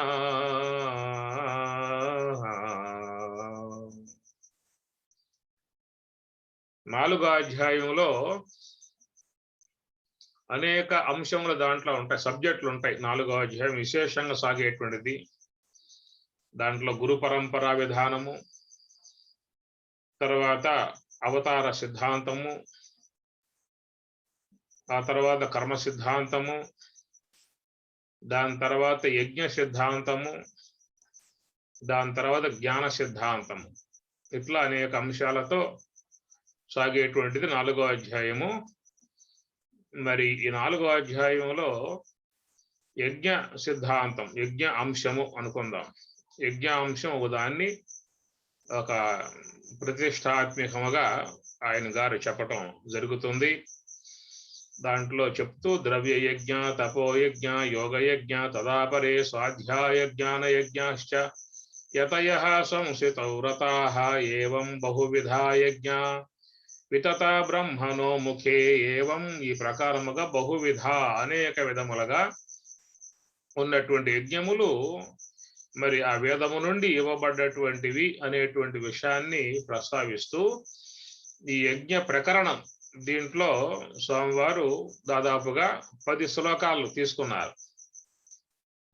ఇప్పుడు చెప్పుకున్న విధానంలో ఈ ప్రకరణాలు ఏవైతే ఉన్నాయో 4 ప్రకరణాలు, 5 ప్రకరణాలలో యజ్ఞ ప్రకరణం అనేటువంటి దానికి 10 శ్లోకాలు దాదాపుగా తీసుకోవడం జరిగింది. ఆ 10 శ్లోకాలలో ఈ విషయాన్ని ప్రస్తావిస్తూ మధ్యలో వచ్చినటువంటి ఒక శ్లోకం 26వ శ్లోకంలో శ్రోత్రాదీనింద్రియాణ్యన్యే సంయమాగ్నిషు జుహ్వతి శబ్దాదీన్ విషయాన్ అన్యే ఇంద్రియాగ్నిషు జుహ్వతి. ఇట్లాగా హోమం చేసేటువంటి యొక్క అంశముగా ఒక కొత్త వరవడి తీసుకురావటం లాంటిది దీంట్లో జరుగుతుంది భగవద్గీతలో. మామూలుగా వేదములో మనకి యజుర్వేదం అంటాం కదా, యజుదేవ పూజాయా అనేటువంటిది యజుర్వేదము. దాంట్లో అనేక రకాలైన యజ్ఞాలు చెప్పడం జరుగుతుంది. ఏవం బహువిధ యజ్ఞ వితత బ్రహ్మణో ముఖే అని అన్నాడు కాబట్టి బ్రహ్మణే బ్రహ్మణా ముఖే అనగా బ్రహ్మ అంటే ఇక్కడ వేదం. ఆ వేదం యొక్క ముఖే, ఆ ముఖము నుండి అనేక రకాల యజ్ఞాలు తెలియబడ్డాయి. దాన్ని అందరూ కూడా ఆచరించే విధానం చూస్తూ ఉంటాం. ఇట్లాగా చండీ యజ్ఞము, రుద్రయాగము, చండీ యాగము, పుత్రకామేష్టి యాగము, అశ్వమేధ యాగము, రకరకాల యజ్ఞాలన్నీ కూడా వేదములలో వచ్చిన అంశాన్ని కృష్ణ భగవానుల వారు ఒక కొత్త వరవడి, ఒక నూతన వరవడిగా ఆ యజ్ఞం అనేటువంటి అంశములో ఒక సామాజిక సంబంధమై ఉన్నటువంటి విధానాన్ని స్ఫురింపజేస్తూ ఆయన గారు ఒక కొత్త వరవడిని తీసుకొస్తాడు యజ్ఞ ప్రకరణంలో. తీసుకొస్తూ ముందుగానే ఆయన గారు ప్రతిష్టాత్మకంగా చెప్పిన శ్లోకం బ్రహ్మార్పణం బ్రహ్మావిహి బ్రహ్మాగ్నౌ బ్రహ్మణాహుతం బ్రహ్మైవ తేన గంతవ్యం బ్రహ్మకర్మ సమాధిన అని చెప్పని ఆ శ్లోకము ద్వారా ఒక సామాజిక అంశాన్ని చెప్పటం జరుగుతుంది. దాంట్లో విశేషాంశముతో కూడా నిండి ఉన్నటువంటి శ్లోకం అది. అయితే చాలా మంది ఈ శ్లోకానికి ఒక సామాన్యమైనటువంటి అంశంలోనే చెప్పుకురావటం జరిగింది. ఆవిస్సు బ్రహ్మము, సమిదల బ్రహ్మము, యజ్ఞం బ్రహ్మము, యజ్ఞం చేయించేవాడు బ్రహ్మము, యజ్ఞం చేసే యజమాని బ్రహ్మము, అగ్ని బ్రహ్మము అనే ప్రకారంగా లోకంలో జరిగేటువంటి ఏవైతే ఉన్నాయో యజ్ఞ కార్యక్రమం అంతా కూడా బ్రహ్మమయము అనే విధానముగా చెప్పుకొస్తే స్వరాజ్యోగ భగవద్గీతలో స్వామి గారు విశేషంగా దానికి ఒక పారమార్థిక అంశాన్ని చెప్పడం కూడా జరిగింది. ఆ ప్రకారముగా మరి ఆ బ్రహ్మ కర్మ సమాధిన, అది బ్రహ్మ కర్మ అంటే మనం గతంలో చెప్పుకున్నాము, మనస్సుని శ్వాసతో అనుసంధానం పొందింపజేయటము, దాన్ని బ్రహ్మ కర్మ అనేది మనం గ్రహించాల్సి ఉంటుంది. ఎందుకంటే బ్రహ్మ ప్రాప్తిని పొందింపజేసేటువంటి కార్యం అది బ్రహ్మ కర్మ అవుతుంది. వ్యవసాయ కర్మలు, ఉద్యోగ కర్మలు, లోకంలో అనేక కర్మలు ఉన్నాయి కాబట్టి అది వాటి ద్వారా ఆయా ఫలితాలు ప్రాప్తింపబడే విధానం ఉంటుంది. అయితే నివృత్తి మార్గం అనేటువంటి ఈ కర్మ, దీనికి స్వామివారు గీతలో బ్రహ్మ కర్మ అనే పేరు పెట్టడం కారణముగా హంస యొక్క ఆశ్రయంలో ఉండి ఆ బ్రహ్మము యొక్క ప్రాప్తిని ఉద్దేశించి చేసేటువంటి ఈ కార్యాన్ని బ్రహ్మకర్మ అన్నారు. ఇటు బ్రహ్మకర్మ చేసేటువంటి వారికి లభించేది సమాధి, యోగ సమాధి. యోగ సమాధిని పొందినట్లయితే వాళ్ళల్లో ఉన్నటువంటి కర్మ అంతా కూడా హోమం చేయబడుతుంది, చివరికి బ్రహ్మం మాత్రమే మిగులుతుంది అనే విధానములో ప్రతిష్టాత్మకముగా ఒక పారమార్థిక అంశాన్ని చెప్పటం జరిగింది. దానిని ముఖ్యంగా ఆచరించాలని చెప్పినట్లయితే ఎంతో యోగ్యత ఉండాలి, పుణ్య సంస్కారం ఉండాలి, పూర్ణ వైరాగ్యం ఉండాలి, శ్రద్ధాభక్తులు ఉండాలి, గురువాక్యం పట్ల విశ్వాసం ఉండాలి. కనుక ఈ ప్రకారముగా పూర్ణముగా వ్యక్తిత్వంలో మార్పు కలిగి మరి ఆ పయనించే విధానం అని చెప్పనంటే వారు లోకంలో చాలా అరుదుగా ఉంటారు. రమణ భగవానుల వారు, అట్లా లక్ష్మణార్యులు, ఇలాంటి మహాత్ములు అందరూ కూడా జీవితాన్ని దానికోసంగానే వాళ్ళు హెచ్చించారు. వాళ్ళకి ఏ వ్యాపారం, ఉద్యోగాలు, ఇంకా ఆదాయాలు, వనరులు సంపాదించుకోవటం, ఉద్యోగాలు, ఇంకా డబ్బు సంపాదించుకోవటం అనే పనులు వాళ్ళకేమి లేవు. బ్రహ్మము యొక్క ప్రాప్తిని పొందటమే జీవిత లక్ష్యం వాళ్ళకి, అంతే తప్ప ఇంకా బాకీ వనరులు కూడేసుకుందాం, బాకీ వనరులు సంపాదించుకుందాం, బ్యాంకులో బాగా కూడేద్దాం అనేటువంటి విధానం వాళ్ళలో లేదు. కేవలం వాళ్ళ యొక్క లక్ష్యం ఏంటంటే జీవితం సాఫల్యం చేసుకోవాలి, పరమార్థ జ్ఞానం పొందాలి అనే విధానములో ఉన్న సమయం అంతా కూడా దానికోసంగానే వెచ్చిస్తారు. అట్లా హెచ్చించిన వారే ఈనాడు మనం బ్రహ్మవేత్తలుగా, జ్ఞానులుగా, చరిత్ర పురుషులుగా మనం వాళ్ళని కొనియాడుతూ ఉన్నాము అంటే వారు ఆ మార్గంలో పయనించారు. వివేకానంద స్వామి ఉన్నారు అనుకోండి, ఆయన చదువుకున్నా కానీ మరి ఎలాంటి వ్యవహారం యొక్క వాటి కోసంగా ఆయన జీవితం గడవల. కేవలం గురుసేవలో గడిచింది, సమాజ సేవలో గడిచింది, ఒక ఆధ్యాత్మిక మార్గంలో పోయాడే తప్ప మరొక అంశముగా లేదు. ఇట్లాగా ఒక ఆధ్యాత్మిక విధానాన్ని అనుసరించి జీవితాన్ని పూర్ణముగా పారమార్థికం వైపుకే మరలించేటువంటి వాళ్ళు చాలా మంది ఉన్నారు. వైరాగ్యమూర్తులుగా ఉన్నటువంటి వారు చాలా మంది ఉన్నారు. చాలా మంది జాబ్ చేసే వాళ్ళు కూడా రిజైన్ చేసేసి నాకు ఈ జాబ్ వద్దని చెప్పేసి వాళ్ళు కూడా ఆశ్రమం యొక్క విధానంలో తపస్సు చేస్తూ ధ్యానం చేస్తూ ఉండేటువంటి వాళ్ళు కూడా మనం చూస్తూ ఉంటాం. పెద్ద పెద్ద హోదాలో ఉన్నటువంటి వారు, పెద్ద పెద్ద ఉద్యోగాలు చేసే వాళ్ళు కూడా రిజైన్ చేసేసి పూర్తిగా జీవితాన్ని దీనికోసంగానే అంకితం చేసినటువంటి వాళ్ళు ఉన్నారు. వాళ్ళది పూర్ణ వైరాగ్యంగా భావించవచ్చు. అలాంటి విధానములో పయనించేటువంటి వారు విషయం చెప్పినట్లయితే ఈ మొదటి శ్లోకం ఇది, బ్రహ్మార్పణం బ్రహ్మ హవిహి బ్రహ్మాగ్నౌ బ్రహ్మణాహుత అనేటువంటి అంశం వస్తుంది. ఏమి అంతటి వైరాగ్యము, అంతటి పట్టుదల, అంత దీక్ష లేకుండా ఉన్నటువంటి వాళ్ళు లోకంలో ఉంటారు. ఇక అలాంటి వాళ్ళ గురించి చెప్పేటువంటి మాటల కింద మళ్ళా సడలించి చెప్పుకొచ్చే అంశాలుగా వస్తాయి. అది దీంట్లో దైవమేవ పరే యజ్ఞం యోగినః పర్యోపాసతే బ్రహ్మాగ్నౌ అపరే యజ్ఞం యజ్ఞేనైవోపజుహ్వతి. ఇట్లా ధ్యానం ద్వారా ఆ దైవాన్ని ఆరాధించి ఆ దైవారాధనలో ఉపాసించి పరి ఉపాసతే అంటాడు ఇక్కడ. దైవం ఏవ అపరే యజ్ఞం యోగినః పరి ఉపాసతే, ఉపాసించే విధానం అని చెప్పన్నప్పుడు ఇక్కడ స్వామివారు దానికి సోహంభావ ధ్యానములో ఉండటమే దైవోపాసన, ఆత్మోపాసన అనే విషయంగా చెప్పురావటం జరిగింది. లేదంటే మరి అంత సోహంభావ ధ్యానం చేయగలిగేటువంటి ఒక శ్రద్ధ లేక మనసు నిలబెట్టగలిగేటువంటి అవకాశం లేక ఈ లోనున్న సంస్కారాలతో కొంచెం ఇబ్బంది పడే పరిస్థితి ఉంటుంది. ఈ ప్రకారముగా ఉన్నటువంటి వారు ఉపాసనా సంబంధమై ఉన్న మార్గాలలో కూడా వాళ్ళు పయనించి క్రమే తర్వాత మార్గాల్లో మెల్లగా వాళ్ళ యొక్క సాధన మార్గాన్ని పెంపొందింపజేసుకుని వారు బ్రహ్మాగ్ని ద్వారా సమస్తం లయింపజేసుకుని వారు బ్రహ్మము యొక్క ఐక్యాన్ని పొందే విధానంగా వాళ్ళు పయనించే విధానం ఉంటుంది. ఇట్లా కొంచెం మధ్యస్థం ఉన్నటువంటి వాళ్ళు ఈ మార్గంలో పయనించే విధానం ఉంటుంది. ఇంకా ఆ ప్రకారంగా కూడా ఆరాధన చేసే విధానం లేనటువంటి వాళ్ళకి చెప్పే విషయంలో శ్రోత్రాదీనింద్రియాన్యన్యే సంయమాగ్నిషు జుహ్వతి శబ్దాదీన్ విషయాన్ అన్యే ఇంద్రియాగ్నిషు జుహ్వతి అనే విషయంగా కొంచెం ఇక్కడ సరళం చెప్పుకొచ్చాడు.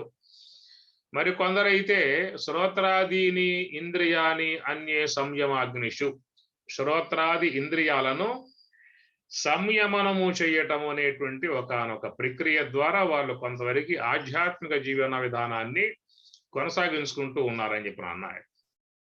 అనగా ఇంద్రియాలు వ్యవహారంలో ఉన్నటువంటి వారై ఇంద్రియాలు అనేటువంటి విచ్చలవిడిగా పోయే ప్రయత్నం చేస్తాయి.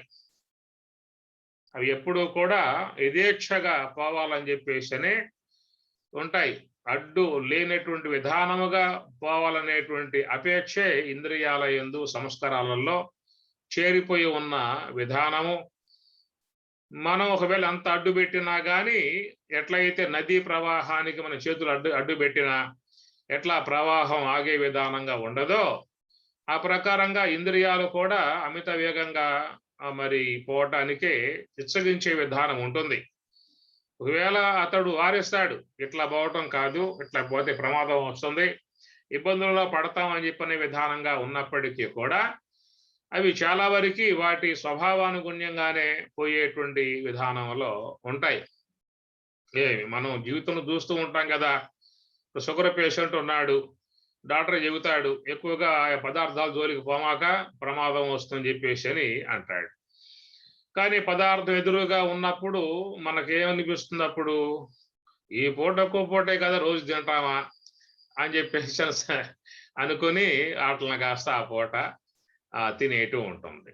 తర్వాత పశ్చాత్తాపం, ఎందుకు తిన్నాము అనవసరంగా, ఏదో మనసు కలిగింది తిందామని చెప్పి తింటమేనా, తింటే మాత్రం అంత తినాలా, కొంచెం నోటికి అట్లా అంటించామా, రుచి చూసామా, వదిలిపెట్టేయాలి, ఊరికే లోన పంపించేయటమేనా అని చెప్పేసి తర్వాత మళ్ళీ పశ్చాత్తాపాలు చెందే విధానం జీవితంలో మనం చూస్తూనే ఉంటాం.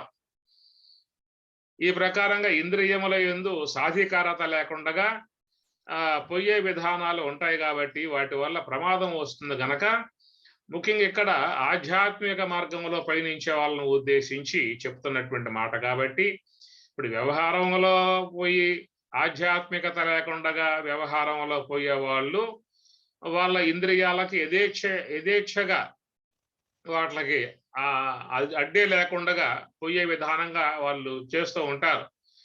వాళ్ళకి ఇలాంటి బ్రహ్మ విద్య లేదు, ఆధ్యాత్మికం లేదు, ధ్యానం లేదు, పూజ లేదు, ఇట్లాగా లేనటువంటి లోకంలో చాలా మంది ఉన్నారు. దాదాపుగా 100% వాళ్ళే ఉన్నారు. ఇక వాళ్ళకి ఇలాంటి ఆ తాత్వికం అనేది అంశం లేదు, సోహం భావ ధ్యానం అనేటువంటి భావం లేదు, గురు బోధ అనేటువంటి ధ్యానం లేదు. వాళ్ళు కేవలం ఇంద్రియాల వైపే మరలి ఉంటారు. ఇంద్రియాలకు అందించే విషయాల మీద దృష్టి కలిగి ఉంటారు. అందువల్ల వారు యథేచ్ఛగా విషయాల్లోకి పోతూ ఉన్నారు. అట్లా పోబట్టే ఈనాడు మానవుడు అనేక అగసాట్లు గురవుతూ ఉన్నాడు, ఇబ్బందులకు గురవుతూ ఉన్నాడు, సమస్యలకు గురవుతూ ఉన్నాడు, అనారోగ్యాలకు కూడా గురవుతూ ఉన్నాడు, నానా గొడవలకి కారణం అవుతూ ఉన్నాడు. మన సొసైటీలో చూస్తూ ఉన్నాం. ఇవన్నీ కూడా విచ్చలవిడిగా వాళ్ళు పైనుంచి ఇంద్రియాలలో పటుత్వం వాటి యందు ఒక సంయమనం లేకుండా ప్రవర్తించే విధానం, ఎంత మాట పడితే అంత మాట మాట్లాడటం, ఏది పడితే అది చూసే విధానాలు, ఇవన్నీ కూడా లోకంలో ఆధ్యాత్మికత లేకుండా ఉన్నటువంటి వారు ఇంద్రియాల విషయాల ఏందే వాళ్ళకి అభిరుచి తప్ప మరొకటి అనేటువంటిది లేదేక. అట్లా పోయే వాళ్ళ విషయంలో మనం చెప్పాల్సిన అవసరం లేదు.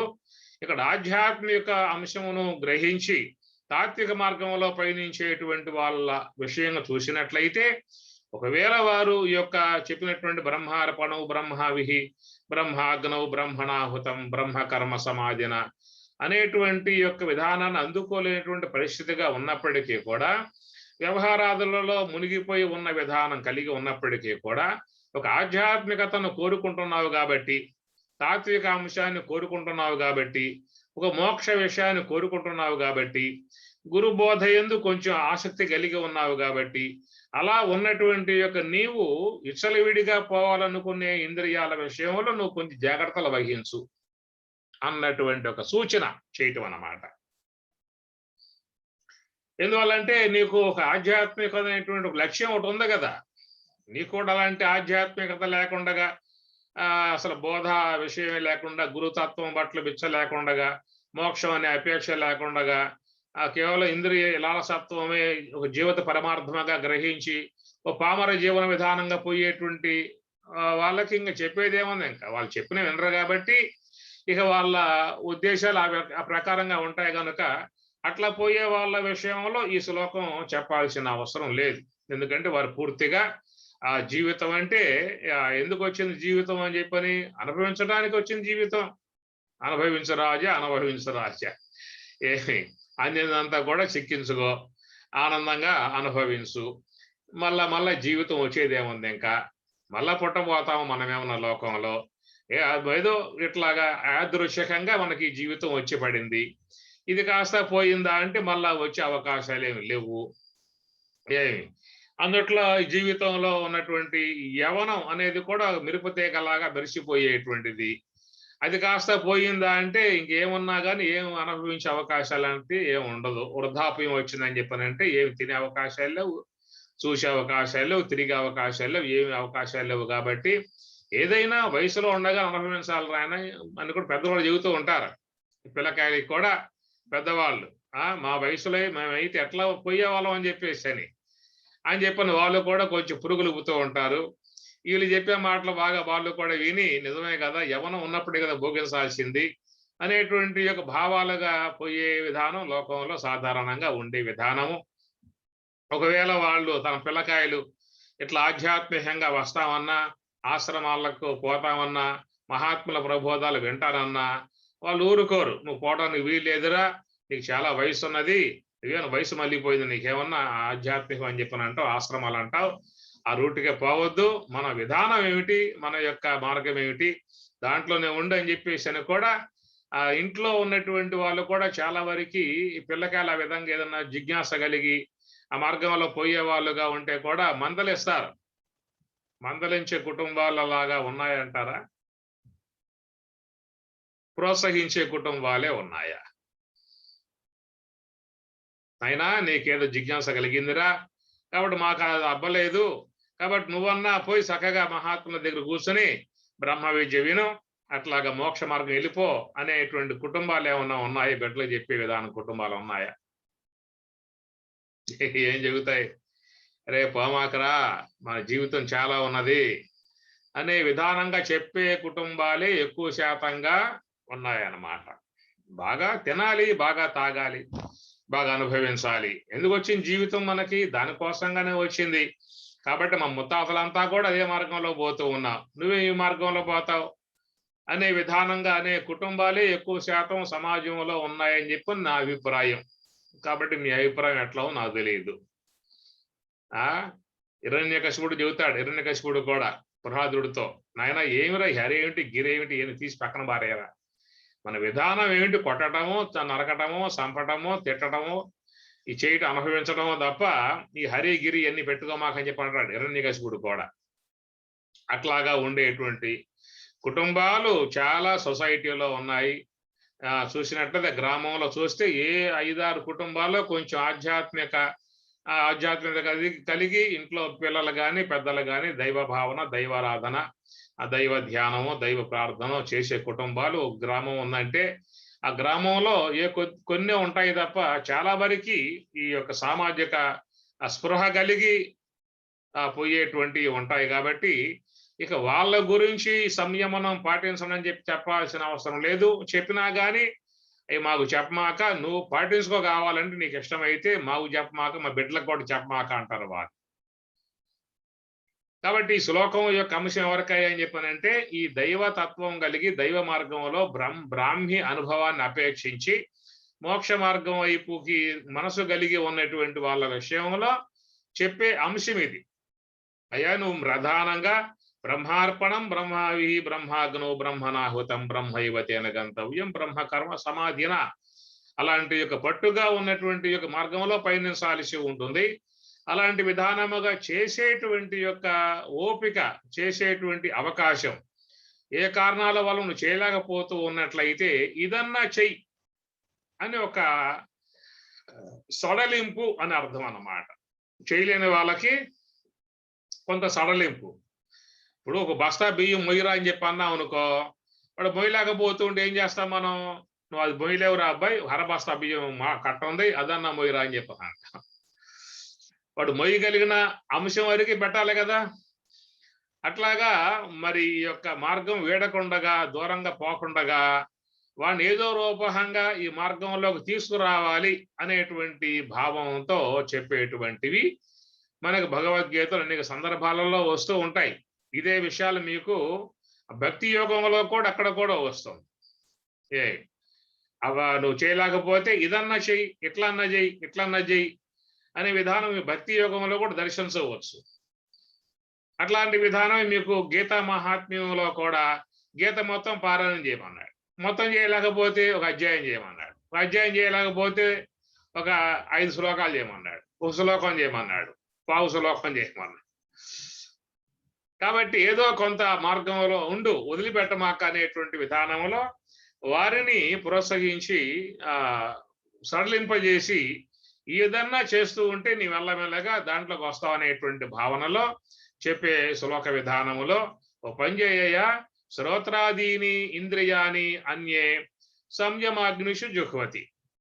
కనీసం నీ ఇంద్రియాలు ఏవైతే ఉన్నాయో విచ్చలవిడిగా పోయే విధానంగా ఉంటాయి. కాబట్టి విచ్చలవిడిగా ఉండే విధానము కలిగి ఉన్న ఇంద్రియాల పట్ల, ఆ ఇంద్రియాలకు ఉన్నటువంటి ఏదైతే అపేక్ష ఉన్నదో నువ్వు దానికి ఛాన్స్ ఇవ్వమాక. నాలుక ఏది పడితే అది తిందామనేదిగా లాగుతూ ఉంటుందిగా. రోడ్డు ఎమ్మటే పోతా ఉంటాడు, ఆ రోడ్డు ఎమ్మటే అక్కడ ఫాస్ట్ ఫుడ్లని అవి ఇవి కాలుతా ఉంటాయి, సువాసన ఎర్రదిమ్ముతూ ఉంటాయి.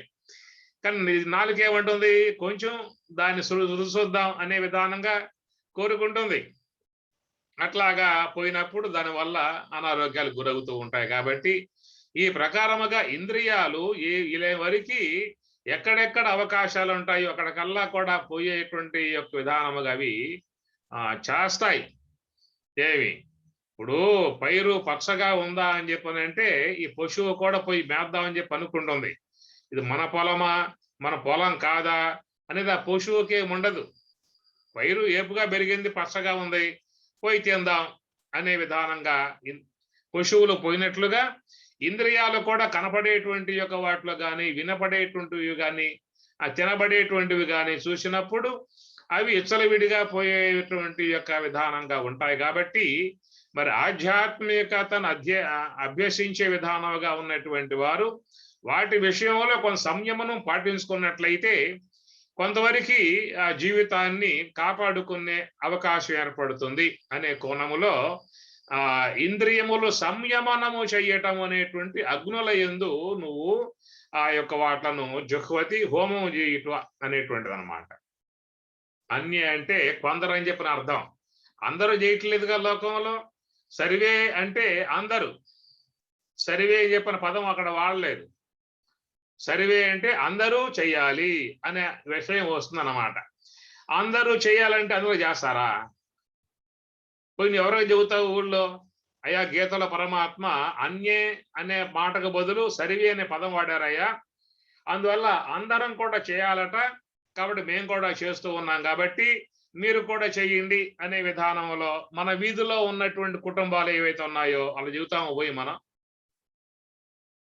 వాళ్ళేమంటారు, నీకు అంత పిచ్చి ఉంటే నువ్వు చేసుకోపోయి ఇంట్లో కూర్చుని, మాకు చెప్పొద్దు, మా బిడ్డలకు చెప్పొద్దు అంటారు వాళ్ళు.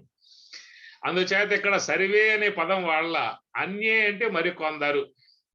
ఇందువల్ల మరికొందరు ఈ జీవితంలో ఒక ఆధ్యాత్మిక జిజ్ఞాస కలిగి మోక్ష జిజ్ఞాస కలిగి ఉన్నారు కాబట్టి వాళ్ళు పూర్ణముగా ఈ యొక్క చెప్పినటువంటి ధ్యానాన్ని బాగా అనుష్ఠించే విధానంగా వాళ్ళు చేయలేకపోతున్నారు. కాబట్టి ఆ చేయలేకపోయే విధానంలో ఉన్నటువంటి వారు పూర్తిగా దూరం కాకుండా కనీసం ఇంద్రియాలు విసలవిడిగా పోయే ఆ అపేక్ష ఉంటుంది. కాబట్టి నువ్వు వాటి విషయంలో కొంచెం జాగ్రత్తలు వహించు. విసలవిడిగా పోయే విధానం గల అవకాశం నువ్వు ఇవ్వమాక. ఇస్తే నువ్వు ఆధ్యాత్మికత నీ దెబ్బతినిపోతావు. మెల్లమెల్లగా ఆశ్రమానికి దూరం అవుతావు, గురువు గారికి దూరం అవుతావు, గురు బోధకు దూరం అవుతావు, చివరికి శాంతం ఆ యొక్క జూమ్కి ఎగనామం పెట్టేస్తావు. ఏమో ఈ మధ్య రావట్లేదు జూమ్లోకి అని చెప్పి అన్నావు అనుకో, ఏం వస్తావా లేదు స్వామి, మాకుండే మాకున్నాయి. వాళ్ళంతా పెద్దవాళ్ళు, తలపండిన వాళ్ళు కాబట్టి వాళ్ళకి ఏమి లేవు కాబట్టి వాళ్ళు వచ్చి కూర్చుంటారు. మాకు ఎన్నో ఉన్నాయి స్వామి మేము రావటానికి అని చెప్పేసి అని అడిగా దండం పెట్టేసేసి నామం పెట్టేసేసి వెళ్ళిపోతాడు అన్నమాట. అట్లా ఎంతమంది మనకు రాలేదు, ఎంతమంది పోలేదు. నమశివాయ దగ్గర లెక్కంతా ఉంది, ఎంతమంది వచ్చింది కూడా, ఎవరెవరు వచ్చింది, ఎంతమంది వచ్చింది, వాళ్ళు ఎప్పుడు వచ్చింది, తొలిగా వచ్చారా, మధ్యలో వచ్చారా, చివరిదాకా ఉన్నారా, మధ్యలోనే పోయారా అనే లెక్క అంతా నమశివాయ దగ్గర ఉందన్నమాట. అందుచేత ఏంటంటే ఎప్పుడైతే ఇంద్రియాలు అనేటువంటి విజృంభించినప్పుడు మనం ఈ జూమ్కి దూరం కావడమే కాదు, గురువుకు కూడా దూరం అయిపోతాం, గురు బోధకి దూరం అయిపోతాం. చివరికి సోహంభావ ధ్యానం కూడా చేయటం మానేస్తాం. బోధ లేదు, సోహంభావ ధ్యానం లేదు, ఆశ్రమం లేదు. ఎవరు ఆ మధ్యకాలంలో ఆశ్రమానికి వస్తూ ఉండేవాడివి కదా అని చెప్పి అన్నావు అనుకో, అప్పుడు ఏదో వచ్చాలేండి, నాకు ఈ కుదిరే వ్యవహారం కాదు అని చెప్పని చివరికి ఆశ్రమం గురువు గారికి కూడా నామం పెట్టేస్తాడు అన్నమాట. అందువల్ల ఈ ప్రకారంగా నువ్వు పూర్తిగా దాన్ని పాటించలేకపోయినా కానీ కొన్ని విధాయకాలన్నా నువ్వు జీవితంలో కలిగి ఉన్నట్టు ఏదో పూటైనా మళ్ళీ ఆశ్రమంలోకి వస్తావు, జూములోకి కూడా వస్తావు. అది లేదనుకో మొత్తం సాప చుట్టి పక్కన పెట్టేసావు అనుకో, పూహన సర్వమంగళ నామ సీత రామ రామ అనే మంగళహారతి ఇవ్వటం అయిపోతుంది అన్నమాట. కాబట్టి ఇక్కడ చెప్పే విషయం, నువ్వు అంతా చేయలేకపోయినట్లయితే మాత్రం నువ్వు మానుకోమాకయ్యా, ఈ విషయంలో నువ్వు ప్రయత్నం చేయి. అది చేయలేకపోయావు అనుకో, ఈ దీంట్లో ప్రయత్నం చేయి. ఇదన్నా కొంచెం ప్రయత్నం చేయగలిగితే తర్వాత కాలంలో దాంట్లో కూడా వచ్చే అవకాశం నీకు ఉంటుంది అని అర్థం అన్నమాట. అది ఇప్పుడు ఎగ్జామ్ రాశాడు, మరి పాస్ కాలేదు, ఏదో సబ్జెక్టులో కొన్నిట్లో వీక్, మార్కులు బాగా రాలేదు.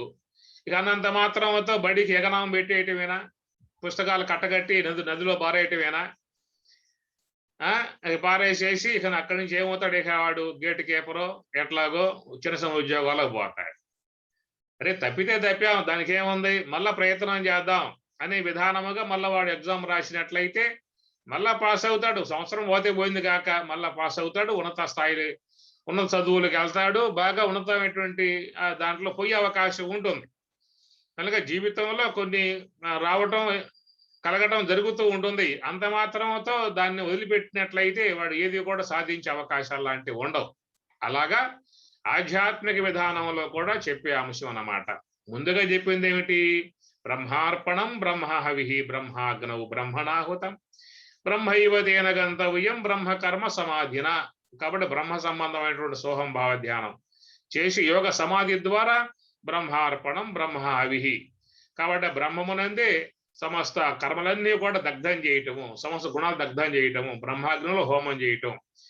బ్రహ్మైవతేన బ్రహ్మ గంతవ్యం, బ్రహ్మమునే పొందటం. ఇది పూర్ణముగా చెప్పినటువంటి యొక్క అంశం అన్నమాట.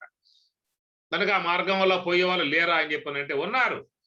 ఎవరు? పూర్ణ వైరాగ్యం కలిగి జీవితాన్ని పూర్తిగా దానికే అంకితం చేసి ఇక వాళ్ళకి పారమార్థికం తప్ప వ్యవహారం అనేది ఇక లేదేక. కాబట్టి వాళ్ళు ఆ వైపుకి వెళ్ళిపోతారు. అట్లా పోయిన వాళ్ళే మనం చెప్పుకున్నాం. ఇప్పుడు అల్లే పూజ్య మహాత్ములు, బ్రహ్మవేత్తలు, లక్ష్మణార్యులు, వివేకానంద, రామతీర్థ, పరమహంస, యాజ్ఞవల్కి, శుగ భగవానుడు, వీళ్ళంతా ఏమిటని చెప్పారంటే వాళ్ళకి ఇంకో జీవితం అంటే పరమార్థమే జీవితం, ధ్యానమే జీవితం, నివృత్తి మార్గమే జీవితం, మోక్షమే జీవితం. ఇక వ్యవహారం, ఈ భౌతిక దేహము, ఆ దేహానికి వనరులు, ఇవన్నీ వాళ్ళకేం లేవేక. కాబట్టి ఆ విధంగా పూర్ణముగా పోయే విధానంగా ఉన్న వాళ్ళ విషయం అయితే అట్లాగా ఉన్నది. అంత లెక్క పోయే అవకాశం లేనప్పుడు కనీసం ఇదన్నా పాటించు అన్నటువంటి ఆ విధానములో చెప్పేటువంటి అంశమే కిందొచ్చే ఆ స్తోత్రాదీని ఇంద్రియాని అన్యే సంయమాగ్నిషు జుహ్వతి. కనీసం ఇంద్రియాల యందన్నా కూడా ఇంద్రియాల యందైనా నువ్వు కొంచెం పట్టు సాధింప చేసుకో. శ్వాసపై నిఘా పెట్టి సోహంభావ ధ్యానంలో పోవాలంటే నీకు కుదరటం లేదు, సంకల్పాలు వస్తా ఉన్నాయి, నిద్ర వచ్చి పడతా ఉన్నది, కాళ్ళు నొప్పులు కీళ్ళు నొప్పులు అవస్థ పడతా ఉన్నావు అనుకున్నట్లయితే కనీసం ఇంద్రియాలన్నా కూడా విడిగా పోనివ్వకుండా చేసినట్లయితే నువ్వు నిలకడగా ఉండే అవకాశం ఏర్పడుతుంది అనేటువంటి విధానములో ఒక సాధకునకు సడలింపు మార్గముగా చెప్పిన అంశము అది సంయమనము అనేటువంటి ఇంద్రియ సంయమనము అనేటువంటిది ఆధ్యాత్మిక మార్గంలో పయనించే వాళ్ళకి ముఖ్యంగా ఉండాలి. రెండోది వ్యవహార జీవనం చేసే వాళ్ళకు కూడా ముఖ్యంగా అది అవసరమే. మేము విచ్చలవిడిగా పోతాము అని చెప్పనంటే భోగే రోగ భయం, ఎన్నెన్ని యొక్క భోగాల్లోకి పోతావు అన్ని రోగాలు వచ్చి కూర్చుంటాయి. ఎన్నెన్ని భోగాలు పొందే వాళ్ళకి అన్ని రోగాలు వచ్చి కూర్చుంటాయని చెప్పిన భర్తృహరి చెప్పిన మాట. భోగే రోగ భయం కుకులే చ్యుతి భయం విత్తే నృపాల భయం అని చెప్పని భర్తృహరి తన శతకంలో చెప్పే మాట. అందుచేత ఈ సంయమనము అనే విషయం చూసినట్లయితే ముఖ్యంగా ఆధ్యాత్మిక మార్గంలో పయనించేటువంటి వారికి సంయమనం అనేది ముఖ్యంగా అవసరము. వ్యవహారంలో పోయే వాళ్ళు కూడా దాన్ని పాటించుకున్నట్లయితే జీవితంలో వాళ్ళు ఎలాంటి ఇబ్బందులు గురి కాకుండా ఉండే అవకాశం ఏర్పడుతుంది. కనుక ఈ సూత్రాన్ని సార్వత్రిక సూత్రంగా కూడా మనం గ్రహించాల్సి ఉంటుంది. వ్యవహార జీవనం చేసే వాళ్ళకి అవసరమే, ముఖ్యంగా పారమార్థిక మార్గంలో పోయే వాళ్ళకైతే వాళ్ళకి చాలా అవసరమై ఉన్నటువంటి అంశం ఇది. ఈ సంయమనమును ముఖ్యముగా పాటించాల్సిన ఆవశ్యకత ఉంటుందనేటువంటిది. రెండవ విషయం ఏంటంటే దీంట్లోనే ఈ శ్లోకంలోనే శబ్దాదీన్ విషయాన్ అన్యే ఇంద్రియాగ్నిషు జుహ్వతి. శబ్దాది శబ్దము మొదలగు అనగా శబ్ద స్పర్శ రూప రస గంధం కదా, 5 విషయాలు మొత్తం శబ్దాదీన్ అన్నప్పుడు శబ్దాది మొదలగు ఇంద్రియాలు అనేటువంటి ఏవైతే ఉన్నాయో విషయములను ఇంద్రియాగ్నిషు జుహ్వతి. ఇంద్రియాగ్నిషు ఇంద్రియ అగ్నులయందు జుహ్వతి అంటే హోమము చేయటం అని చెప్పి అర్థం అన్నమాట. అందుచేత ఇంద్రియ అగ్నులయందు మరి విషయాలని హోమము చేయటము అని చెప్పి అన్నట్లయితే ఇది ఈ విషయాన్ని అందరూ చెబుతారు. మేము చేస్తున్నాం కదా స్వామి, మేమైనా ఖాళీగా ఉన్నామా? ఉదయం లేచింది మొదలు మాకు పడుకోబోయేదాకా ఇదే పని. మీరు చెప్పినటువంటి యొక్క యజ్ఞం మేము తప్పనిసరిగా జీవితంలో పాటిస్తూ ఉన్నాం. మిగతా సంయమనం ఇంకా బ్రహ్మాగ్నవు, బ్రహ్మార్పణం, ఆత్మ సంయమ యోగాగ్నవు ఇలాంటివన్నీ కూడా పెద్ద పెద్ద వాళ్ళు పుణ్యాత్ములు, మహాత్ములు, భవ్యాత్ములు, దివ్యాత్ములు వాళ్ళు చేస్తూ ఉన్నారు, సంతోషం. కానీ మేము కూడా చేస్తున్నాం కదా చెప్పిన ప్రకారముగా. ఇంద్రియాగ్నుల యందు ఈ విషయాలని హోమం చేసే విధానం చూసినట్లయితే మేము తప్పనిసరిగా చేస్తున్నాం స్వామి. మా పని అంతా ఇదే. మేము ఉదయం లేచింది పడుకోబోయేదాకా మాకున్నటువంటి యావకేషన్ అంతా కూడా ఏంటంటే విషయాలనేటువంటివన్నిటిని కూడా ఇంద్రియాగ్నుల యందు హోమం చేయటం మా పని ఇదంతా కూడా. అందువల్ల మిగతావన్నీ మీరు చేసుకోండి కావాలని చెప్పనంటే. సంయమ ఇంద్రియ సంయమనం అని చెప్పని కానీ, ఆత్మ సంయమ యోగాగ్నవం అని చెప్పని కానీ, బ్రహ్మార్పణం అని చెప్పని కానీ, ఇవన్నీ కూడా మీరు అవలంబించుకోండి. ఈ ఒక్క పాయింట్ ఉన్నది యజ్ఞం, ఇది మాకు అప్పచెప్పేయండి. మేము చక్కగా దీన్ని శ్రద్ధావంతులమై అహర్నిశలు ఎలాంటి కొరత లేకుండా తప్పనిసరిగా పాటిస్తామని చెప్పని విషయముగా లోకంలో మరి పుణ్యాత్ములు అంటారా అనరా? వింటున్నారా? ఉన్నారా లేరా? అసలు ఇది కొద్దిమంది ఉన్నారు. మిగతా వాళ్ళంతా పడుకున్నారో భోంచేస్తున్నారో ఇంకేదైనా టౌన్లోకి పోయారో ఆన్ చేసేసి ఇలా ముచ్చట్లు పెట్టుకున్నారో అత్త కోడల్లో ఇరుగు పొరుగు వస్తే ముచ్చట్లు ఆడుకుంటూ ఉన్నారో మనకేం తెలియదు. అగమ్య గోచరం. మనకు మాత్రం లేదు, ఇంటర్నెట్లో కనబడతారు పైకి. లోపల ఏం చేసేది లోగుట్టి పెరుమాల గెరుక అని చెప్పనే విధానం. ఆడ మాత్రం సంఖ్య మాత్రం ఉంటుంది నమశివాయ గారికి. స్వామి ఎంతమంది వచ్చారు స్వామి అని చెప్పని అంటాడు. రావటం సరేనాయా, దాంట్లో విన్నది ఎవరు దాంట్లో ఏం కనపడట్లేదు. ఉన్నట్లుగా కనబడుతున్నారు, మొత్తానికి ఉన్నారో లేదో అర్థం కావటం లేదు. సరే, ఎవరికి ప్రాప్తమో వాళ్ళకి అవుతుంది అనుకోవటమో. అందుచేత ఈ ప్రకారం చూసినట్లయితే మరి ఈ యజ్ఞం మాత్రం చూశారా స్వామి, మీరు చెప్పిన యజ్ఞం ఇంద్రియాగ్నుల యందు విషయాలను హోమం చేయటం అనే విషయం చూశారా? అది తప్పనిసరిగా మేము మాత్రం చేస్తూ ఉన్నాము. మాకు మాత్రం ఆ యజ్ఞాన్ని అప్పచెప్పేయండి, మేము దాన్ని మాత్రం శ్రద్ధావంతులమై చక్కగా చేస్తామని చెప్పని కూడా మనకు అందరూ చెప్పే మాటే. అయితే ఇక్కడ చెప్పింది ఏంటంటే అన్యే అన్నాడే తప్ప సర్వే అని చెప్పిన పదం వాళ్ళ. సర్వే అని చెప్పి అన్నారు అనుకోండి, ఇక అందరూ యజ్ఞ కార్యక్రమం ఉన్నట్లే. వాడు తాగినా యజ్ఞమే, తిన్నా యజ్ఞమే, ఏమేమి తిన్నా యజ్ఞమే, ఏమేమి తాగినా యజ్ఞమే, అన్ని యజ్ఞాలే కదా. ఏమి ఇప్పుడు విశ్వామిత్రుల వారు యజ్ఞం చేస్తూ ఉంటే ఆ యజ్ఞ గుండములో మరి మారీచ స్వభావకులు వచ్చి రక్త మాంసాలను దాంట్లో పోశారు. మరి అది కూడా యజ్ఞమేనా? అయ్యా, మీకున్న వస్తువులు మీరు పోస్తున్నారు, అది మీ విధానము. మా వద్ద ఉన్నాయి, మేము పోస్తున్నాము, అది మా విధానము. ఇది యజ్ఞం అని చెప్పి అంటానికి అవకాశం ఉంటుందా? రక్త మాంసముల దాంట్లో పోసి వ్రేలిస్తే కాదు కదా. ఏమి కాబట్టి ప్రకారంగా లోకంలో అగ్నిని వ్రేలిసి చాలా మంది చాలా పనులు చేస్తూ ఉన్నారు. ఇప్పుడు బంగారం కరగేసే వాళ్ళు ఉన్నారు. మేము కూడా అగ్నిని వ్రేలిసాము, దాని బంగారాన్ని హోమం చేస్తున్నాం అని చెప్పినంటే అది హోమ కార్యం అవుతుందా? ఏమి మరొకడు కుండలు బాగా పేర్చి కుమ్మరివాడు ఆ నిప్పు పెట్టి కుండలను విరేలుస్తూ ఉన్నాను, ఇది కూడా యజ్ఞ కార్యక్రమం అని చెప్పని అంటే అవకాశం ఉంటుందా? కాబట్టి ఈ ప్రకారంగా లోకంలో అగ్నుల యందు హోమము చేసే విధానముగా తీసుకున్నప్పుడు అన్నే మరికొందరు అనే మాట ఇక్కడ వాడతాడు.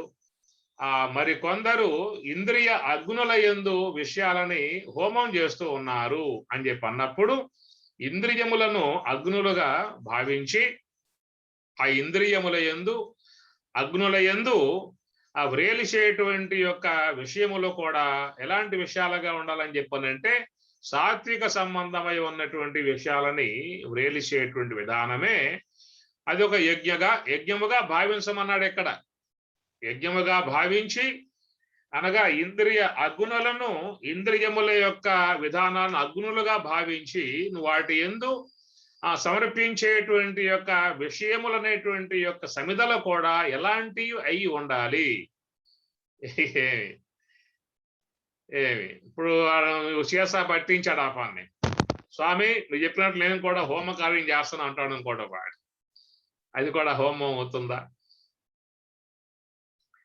కాబట్టి ఇక్కడ ఏంటంటే చెప్తున్న విషయము ప్రధానముగా ఉన్న అంశం నివృత్తి మార్గము, సోహంభావ ధ్యాన మార్గము.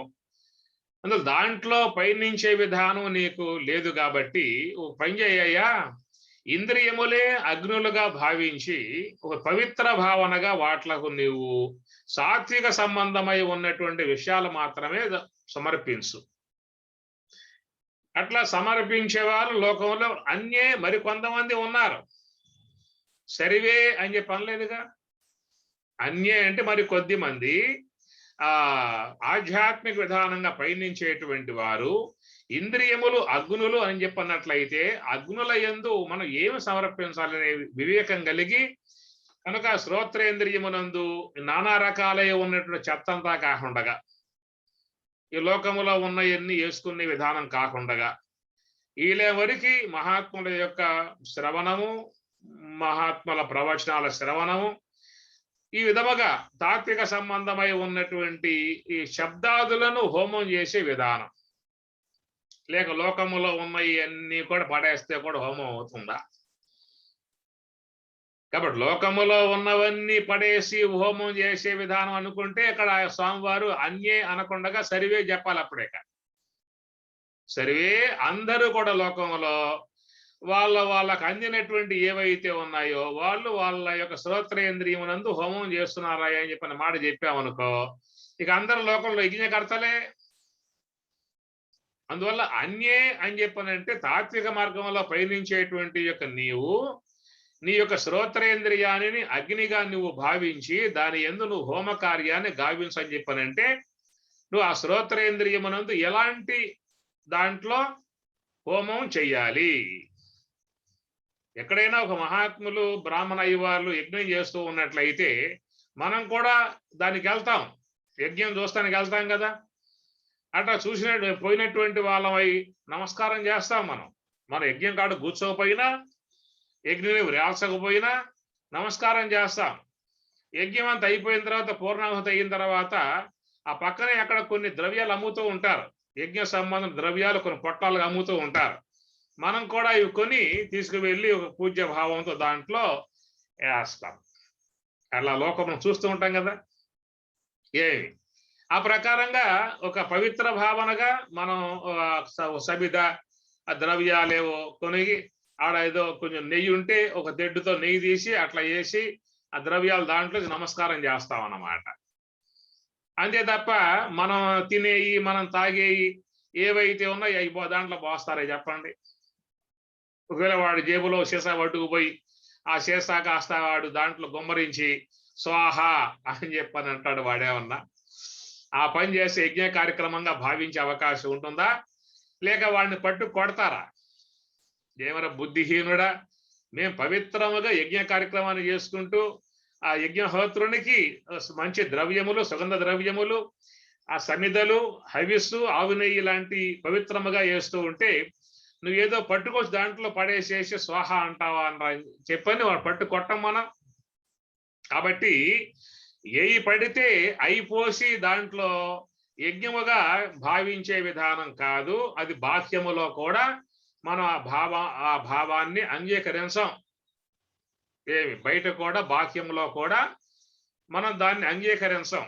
ఇక్కడ మనకి స్వామివారు ఇంద్రియ అగ్నులు అనేటువంటి అంశముగా తీసుకొని జీవితాన్ని పావనం చేసే విధానములో ఇక్కడ ఇంద్రియములే అగ్నులుగా భావించుకో. నువ్వు ఏదో బయట ఇటుకలు పేర్చి దాంట్లో సమిధల కట్టెలు వేసి, హవిస్సు వేసి, సుగంధ ద్రవ్యాలు వేసి దాంట్లో అగ్నిహోత్రునికి స్వాహా పలికి నీ యజ్ఞం చేస్తున్నాననేటువంటి ఒక భావన నీకు లోకంలో సాధారణంగా చాలా మందిలో ఉన్న విషయమే. అదే కాదయ్యా, నువ్వు ఇంద్రియములు అనేటువంటి యొక్క ఇంద్రియములని అగ్నులుగా భావించు. ఎప్పుడైతే నువ్వు ఇంద్రియములే అగ్నులుగా భావిస్తే, శ్రోత్రేంద్రియమే అగ్నులుగా భావిస్తే అది అగ్నిహోత్రము అనే విధానంగా నీకున్నప్పుడు దాంట్లో నీవు ఏది పడితే అది పడేస్తావా? అది గమనిక. ఇక్కడ మనం చేయాల్సిన గమనిక ఏమిటని చెప్పానంటే బాహ్యములో ఉన్నటువంటి యొక్క పవిత్రముగా జరిగేటువంటి దానిని యజ్ఞముగా భావించినప్పుడు, ఇప్పుడు మామూలుగా అయితే మనం ఏదన్నా మంట రాజేస్తాం కదా, కట్టెలు వేస్తాం, మంట రాజేస్తాం. మీకు సంక్రాంతి వస్తుంది అనుకోండి, ఆ కనుమ పండుగ రోజున ఏం చేస్తారు మీరు? సంక్రాంతికి, రేపు సంక్రాంతి అనగా ముందేం చేస్తారు? ఇంట్లో ఉన్నవన్నీ ఆ మూల ఈ మూల పడి ఉన్న చెత్తా చెదారం అంతా పట్టుకొచ్చి దాంట్లో మొత్తం పోసేస్తారు ఆ పని. కనుక అది ఒక విధానం, దాన్ని మనం యజ్ఞంగా భావించే విధానం కాదు. యజ్ఞం అని చెప్పి అన్నప్పుడు ఒక స్థలము, ఒక యోగ్యతా విధానము, ఒక పవిత్రతా విధానము, మామిడాకులు కట్టి అట్లనే అరటి బోధులు కట్టి ముగ్గులేసి ఒక పవిత్ర వాతావరణం తీసుకువచ్చి అక్కడ ఆ సమిద ఆ అగ్నిగుండంలో విరేసే అగ్ని కూడా బాగా కట్టెలు మధించి దాని నుంచి వచ్చినటువంటి అగ్ని అరణి అంటారు. దాన్ని మధించి వచ్చినటువంటి యొక్క నిప్పుతో ఆ అగ్నిహోత్రుని వ్రేలిసి ఆడ పవిత్ర భావంగా కూర్చుని ఒక సాంప్రదాయాన్ని పాటించి చక్క శుచిర్భూతులుగా పవిత్ర భావనగా కూర్చుని చేసేటువంటి ఒక ఆ విధానానికి యజ్ఞం అనేటువంటి ఒక పదం మనం వాడామన్నమాట. గమనించండి, ఒక క్రియా విధానం, ఒక పవిత్ర విధాన భావన, ఆ పవిత్ర భావన అక్కడ ఏమి అట్లాగా మరి ఆ బయట ఉన్నటువంటి విధానంలో దాంట్లో యజ్ఞముగా భావించినప్పుడు వేయబడితే అవి దాంట్లో వేయము. అయ్యవారు చెప్పినటువంటి ఏవైతే ఉన్నాయో అవి మాత్రమే తీసుకువస్తాము. అవి కూడా పవిత్రముగా, భక్తి భావనగా, పూజ్య భావనగా, దైవ భావనగా దాంట్లో వేస్తామన్నమాట. కాబట్టి భావం ప్రధానము, భావగ్రాహి జనార్దన అని చెప్పి అంటారు. ఏమి కాబట్టి భావం ప్రధానమై ఉన్నటువంటి అంశము ఆ భావన నీకు నీ ఇంద్రియములు అనేటువంటివి కూడా నువ్వు అగ్నులుగా భావించు.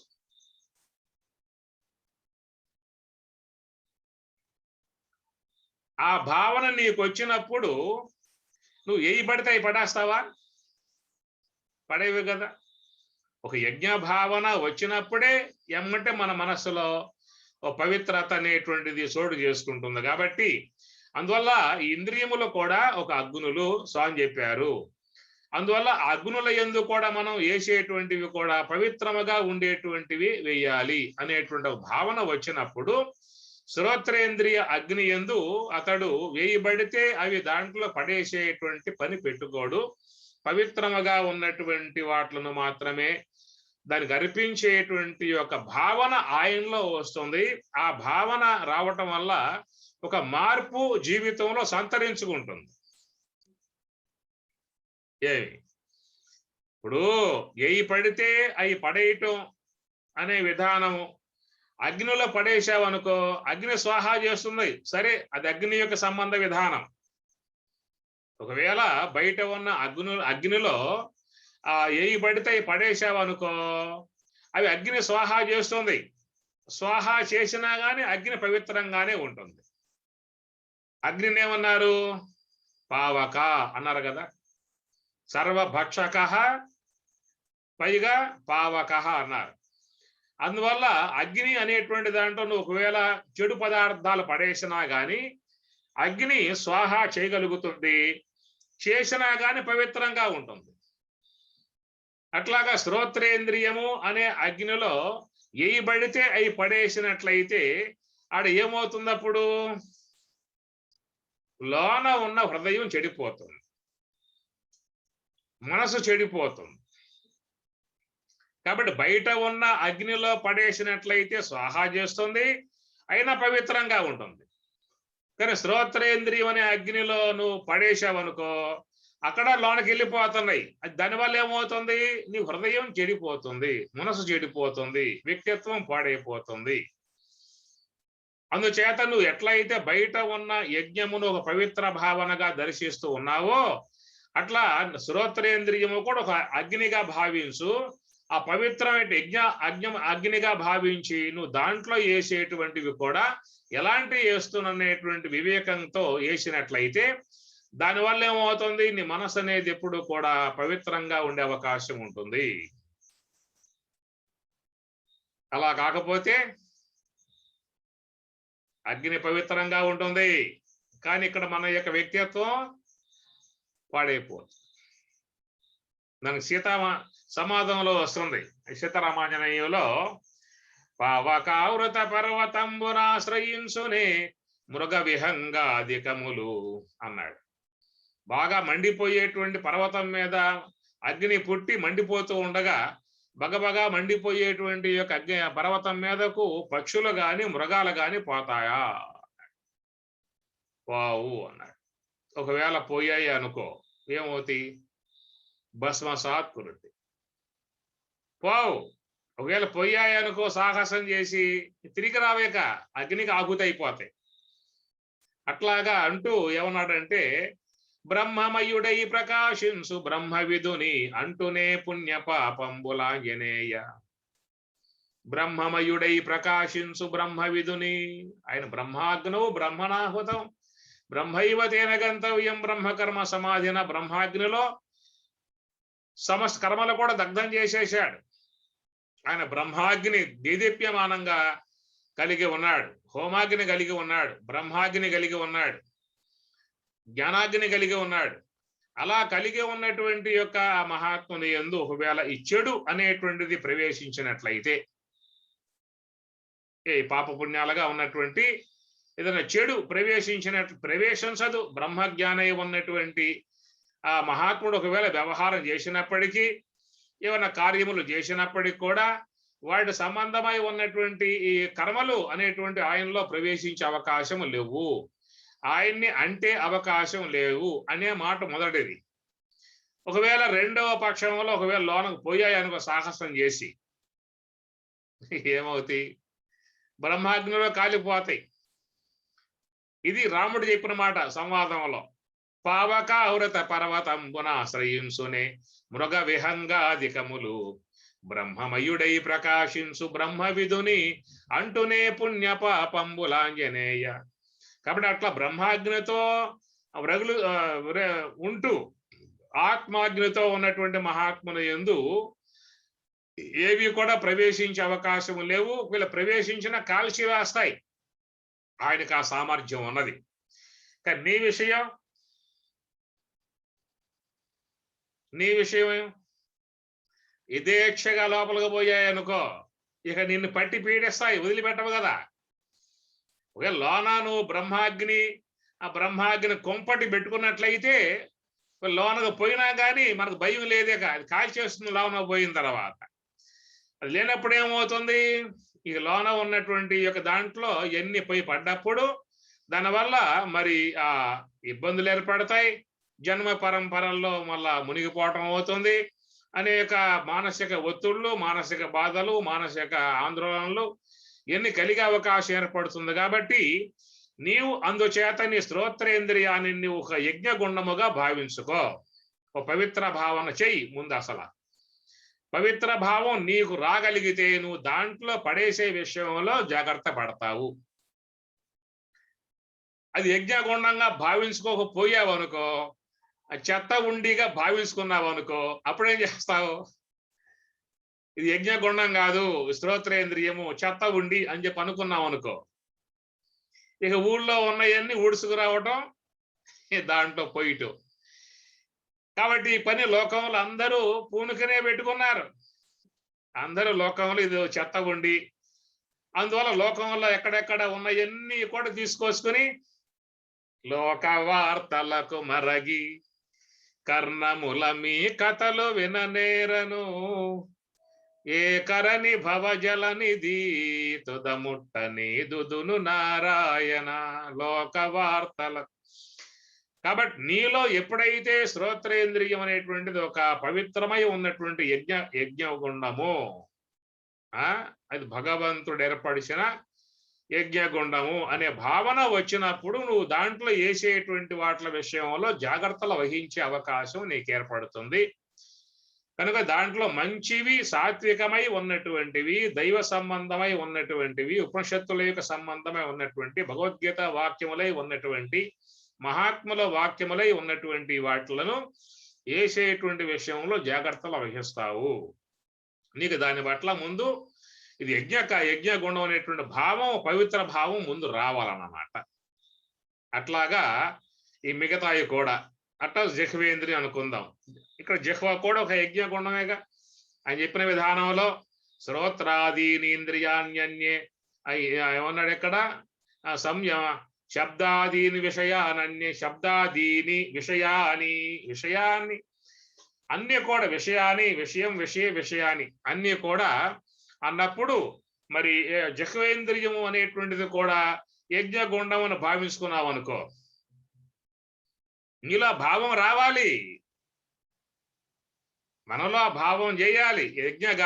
యజ్ఞగుండము యజ్ఞ హోమ కార్యము అనే భావన వచ్చినప్పుడు మరి ఎట్లయితే మనం బయట ఉన్న యజ్ఞములో ఎయి పడితే పడేయమో, నమస్కారం చేసి సడన్గా వచ్చేస్తామో, ఒకవేళ వేద్దాం అని చెప్పి అనుకున్నట్లయితే అయ్యవారిని అడిగి, స్వామి దాంట్లో ఏం వేస్తే బాగుంటుందో చెప్పండి, మీరు నా చేతికి ఇవ్వండి, దాంట్లో వేసి నమస్కారం చేసుకుంటా అని అయ్యవారి దగ్గర ఆ సమిధలు కానీ ఆ పుల్లలు కానీ తీసుకొని దాంట్లో సమర్పణ చేసి ఒక 2 గరిటెలు నెయ్యి దాంట్లో వేసి సాష్టాంగ నమస్కారం చేసి పవిత్ర భావంతో ఉంటావు కదా. అట్లాగా నీకు బయట ఉన్న యజ్ఞం యొక్క విషయంలో అపవిత్ర భావం ఏర్పడింది, అందరికి పర్వాలా, కానీ నీకు రావాల్సింది ఇక్కడ రావాలి. కనుక ఆ బయట ఉన్న యజ్ఞగుండంలో మాత్రమేమో నియమాలు పాటిస్తూ ఉన్నావు. ఏ పడితే పడేయకుండా అయ్యవారిని అడిగి ఏ పడేస్తే పూజ్యత్వం ఉంటుందో, ఆ భగవత్ ప్రీతి అర్థం ఉంటుందో అనే విషయంలో అయ్యవారిని అడిగి అవి మాత్రమే దాంట్లో భక్తి భావంతో వేసి నమస్కారం చేసి ఏవతలోకి వస్తూ ఉన్నావు.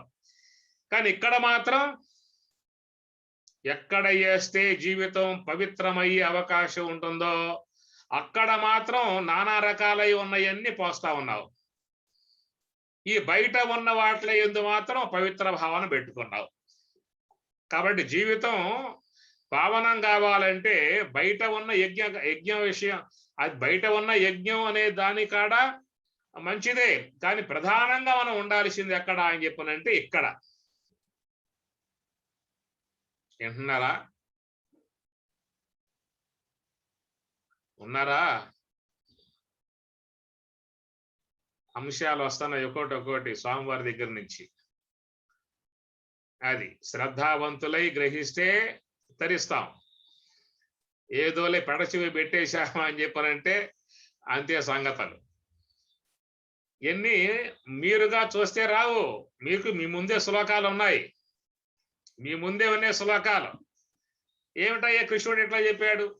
ఇంద్రియాగ్నులు ఏమిటి, ఇంద్రియాగ్నులలో విషయాలని హోమం చేయటం ఏమిటి, అది మేము చేస్తున్న పనేక రోజు, కాబట్టి మేము కూడా యజ్ఞం చేస్తూ ఉన్నట్లే అనే భావన వస్తుంది.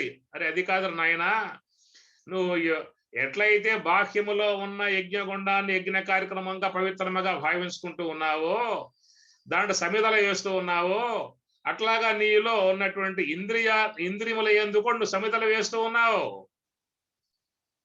కాబట్టి వేసేటువంటి సమిధలు పవిత్రమైనవిగా ఉన్నాయా, అపవిత్రమైనవిగా ఉన్నాయా? వేయబడితే అయి లోపల పోస్తా ఉన్నావా, లే పొయ్యాల్సినవి మాత్రమే నువ్వు పోస్తా ఉన్నావా? లేదండి బయట ఉన్న యజ్ఞంలో మాత్రం ఆ నియమం పాటిస్తానండి, కానీ ఇక్కడ మాత్రం ఆ నియమం పాటించను అని చెప్పి అన్నామంటే ఇక్కడ బతుకు అంతా కూడా బుగ్గి పాలైపోతుంది. బ్రతుకే బుగ్గి పాలైపోతుంది అంతే. లోన మనస్సు సర్వనాశనం అవుతుంది, సూక్ష్మదేహం సర్వనాశనం అవుతుంది, వ్యక్తిత్వము సర్వనాశనం అవుతుంది. ఇక ఆ తర్వాత మన ప్రయాణం కూడా మనం ఏవైతే ఆహుతులు అర్పించామో అవే మనం మోసుకుపోవాలి. తర్వాత ఇక ఆసురీం యోనిం ఆపన్న మూఢ జన్మని జన్మని జన్మని జన్మని జన్మని జన్మని అన్నట్లు జన్మ పరంపరా విధానాలలో నువ్వు వేసినటువంటి యొక్క ఏ సమిధలైతే ఉన్నాయో అవి కర్మఫలాలుగా సూక్ష్మ దేహం నిలిచి ఆ తర్వాత జీవుణ్ణి కాల్చివేస్తాయి, నరకాదులలో పడేసి కాల్చివేస్తాయి. త్రివిధం నరక సేదం ద్వారం నాశనం ఆత్మనః అన్నట్లుగా నరకానికి తీసుకుపోతాయి. నరక సంబంధమైనటువంటి యొక్క భవబంధాల్లో పడవేస్తానికి కారణం ఏమిటయ్యా అని చెప్పానంటే నీ ఇంద్రియములను నువ్వు అగ్నులుగా భావించాలా. ఈ పంచాగ్నులు అంటే ఇవే. ఈ పంచాగ్నులు అనగా శ్రోత్ర, త్వక్కు, చక్షు, జిహ్వ, గ్రాణంగా ఉన్నటువంటి ఇవి పంచ ఇంద్రియములు కాదు, పంచాగ్నులుగా భావించినట్లయితే ఈ పంచాగ్నులలో మనం సమర్పించేటువంటి యొక్క ఆ సమిధలో కూడా ఒక పవిత్ర భావనగా ఉన్నటువంటివి మాత్రమే దాంట్లో వేసే ప్రయత్నం చేస్తాం.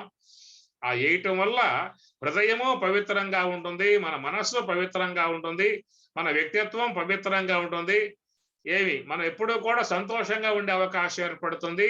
ఈ పూట మంచి కార్యక్రమం చేశాను, మంచి విషయాలు విన్నాను, మంచి పదార్థాలే భుజించాను అని ప్రకారంగా ఇంద్రియాల ద్వారా గ్రహించినటువంటివన్నీ కూడా జీవితానికి సంతోషంగా చేసే విధానం ఉంటాయి. కాబట్టి మనం సమర్పించేటువంటి అనగా అగ్నిలో సమర్పించేటువంటి, హోమములో సమర్పించేటువంటి చూసినట్లయితే ఎవరెవరు ఏ ఏ దేవతా మంత్రాలు ఉచ్చారణ చేస్తూ మనం సమిధలు సమర్పిస్తామో, హవిస్సు సమర్పిస్తామో, ఆయా సమిధలు హవిస్సు యొక్క అంతా కూడా ఆయా దేవతలకే చెందే విధానముగా మనం చెప్పే మాట వేదములో, ఋగ్వేద యజుర్వేదములో.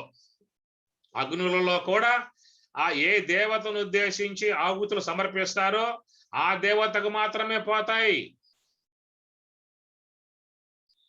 చేసే యజ్ఞములు కూడా చండీ యాగములో అమ్మవారికే పోతుంది, రుద్రయాగములో స్వామివారికే పోతుంది, విష్ణు యాగములో విష్ణువుకే పోతుంది, బ్రహ్మయాగంలో బ్రహ్మకు పోతుంది. ఇట్లా ఆయా అగ్నిని వ్రేలిసి, అగ్నిని ఏమన్నారు ఆయన హవ్యవాహన అన్నారు. మానవులు సమర్పించేటువంటి హవ్యములను తీసుకువెళ్ళి ఏ దేవతను ఉద్దేశించి స్వాహ చెబుతామో ఆ దేవతలకి అందించే విధానం ఉంటుంది బయట జరిగేటువంటి యజ్ఞ కార్యక్రమాలలో. అయితే ఎక్కడ ఇంద్రియములే యజ్ఞములుగా భావించినప్పుడు వాటిల్లో సమర్పించేటువంటివన్నీ కూడా ఎవరికి పోతాయి? లోన ఉన్న జీవునికి చెందుతాయి. లోన ఉన్న జీవునికి నువ్వు శ్రోత్రేంద్రియం ద్వారా ఇచ్చేయి కానీ, గ్రాణేంద్రియం ద్వారా ఇచ్చేయి కానీ, జిహ్వేంద్రియం ద్వారా ఇచ్చేటువంటివన్నీ కూడా లోన ఉన్నటువంటి జీవునికి చెందేవిగా ఉన్నాయి. కనుక నువ్వు ఇచ్చేటువంటి యొక్క ఆహుతులు పవిత్రంగా ఉన్నట్లయితే ఆ జీవుణ్ణి పావనం చేసేవిగా ఉంటాయి. నువ్వు ఇచ్చే ఆహుతులు గనక నానా రకాలై చండాలని ఇచ్చావనుకో జీవుని నాశనం చేసేవిగా ఉంటాయి. అర్థమైందా పాయింట్? కనుక బయట ఉన్నటువంటి యొక్క అగ్నుల్లో అర్పించేటువంటివి ఆయా దేవతలకు పోతాయి. కానీ ఈ పంచేంద్రియముల యొక్క పంచాగ్నుల యందు సమర్పించేటువంటి ఆహుతులు జీవుణ్ణి పావనం చేసేవిగాను ఉంటాయి, లేదా జీవత్వమును పూర్తిగా అజ్ఞానంలో ముంచివేసి వాడిని జన్మ పరంపర పాలు చేసేటువంటివిగా ఉంటాయి. కాబట్టి ముఖ్యంగా ఆధ్యాత్మిక విధానంలో పయనించేటువంటి వారు గమనించాల్సిన అంశం ఇది. ఇంద్రియాగ్నుల యందు సమర్పించేటువంటి ఆహుతులు ఒక పవిత్ర భావం రాగలిగితే ఒక మంచిగా మనం వాట్ల యందు సమర్పించేటువంటి వాట్లను మంచివే సమర్పిస్తాము. దానివల్ల హృదయం కూడా పవిత్రమవుతుంది, మనస్సు పవిత్రమవుతుంది. ఎప్పుడైతే మనస్సు పవిత్రమైందో అది నీకు బ్రహ్మయజ్ఞం చేయటానికి అనుకూలం ఏర్పడుతుంది. బ్రహ్మయజ్ఞము చేయటానికి అనుకూలత లేకుండా పోయింది. కారణం ఏమిటి? ఆ మనస్సులో చేలి ఉన్న కల్మషాలే కదా. ఆ కల్మషములు ఉండటం కారణముగా నువ్వు బ్రహ్మయజ్ఞము ఆత్మయజ్ఞం చేయలేక ఇబ్బంది పడుతూ ఉన్నావు. ఎప్పుడైతే ఈ ప్రకారముగా ఇంద్రియాలనే అగ్నులుగా భావించి వాట్లలో సాత్విక సంబంధమై ఉన్నటువంటి వాట్లను మాత్రమే హోమం చేశావనుకో, దానివల్ల మనస్సు పవిత్రమవుతుంది కాబట్టి, శుద్ధమవుతుంది కాబట్టి, దాని ద్వారా ఆ మనస్సు శుద్ధమైనప్పుడు నువ్వు ధ్యానం బ్రహ్మయజ్ఞం చేయటానికి గల అవకాశం నీకు ఏర్పడుతుంది, సానుకూలత ఏర్పడుతుంది. కనుక బ్రహ్మయజ్ఞము చేయలేక ఇబ్బంది పడే విధానముగా ఉన్నటువంటి యొక్క నీవు ఇంద్రియ అగ్నుల యందు నానా రకాలై ఉన్నటువంటివన్నీ కూడా హోమం చేశావనుకో, ఈ చివరికి మనసు ఏమైపోతుంది? లోపల ఉన్నది అసలు ఇంతకుముందే భ్రష్టు పట్టిపోయింది, బాగా అజ్ఞానంతో నిండిపోయింది, వాసనలతో నిండిపోయింది. దాని ద్వారా నువ్వు ధ్యానం చేయలేక ఆధ్యాత్మ పోలేక ఇబ్బంది పడే పరిస్థితిగా ఉన్నది కదా. ఎప్పుడైతే ఇంద్రియాలను అగ్నులుగా ఒక పవిత్ర భావనగా లేకుండా ఏవి పడితే అవి పోసే విధానంగా చేశావనుకో, నాశనమై ఉన్నటువంటి అంతఃకరణం, ఆ సూక్ష్మ దేహం ఇంకా సర్వనాశనం అయిపోయే అవకాశం ఏర్పడుతుంది.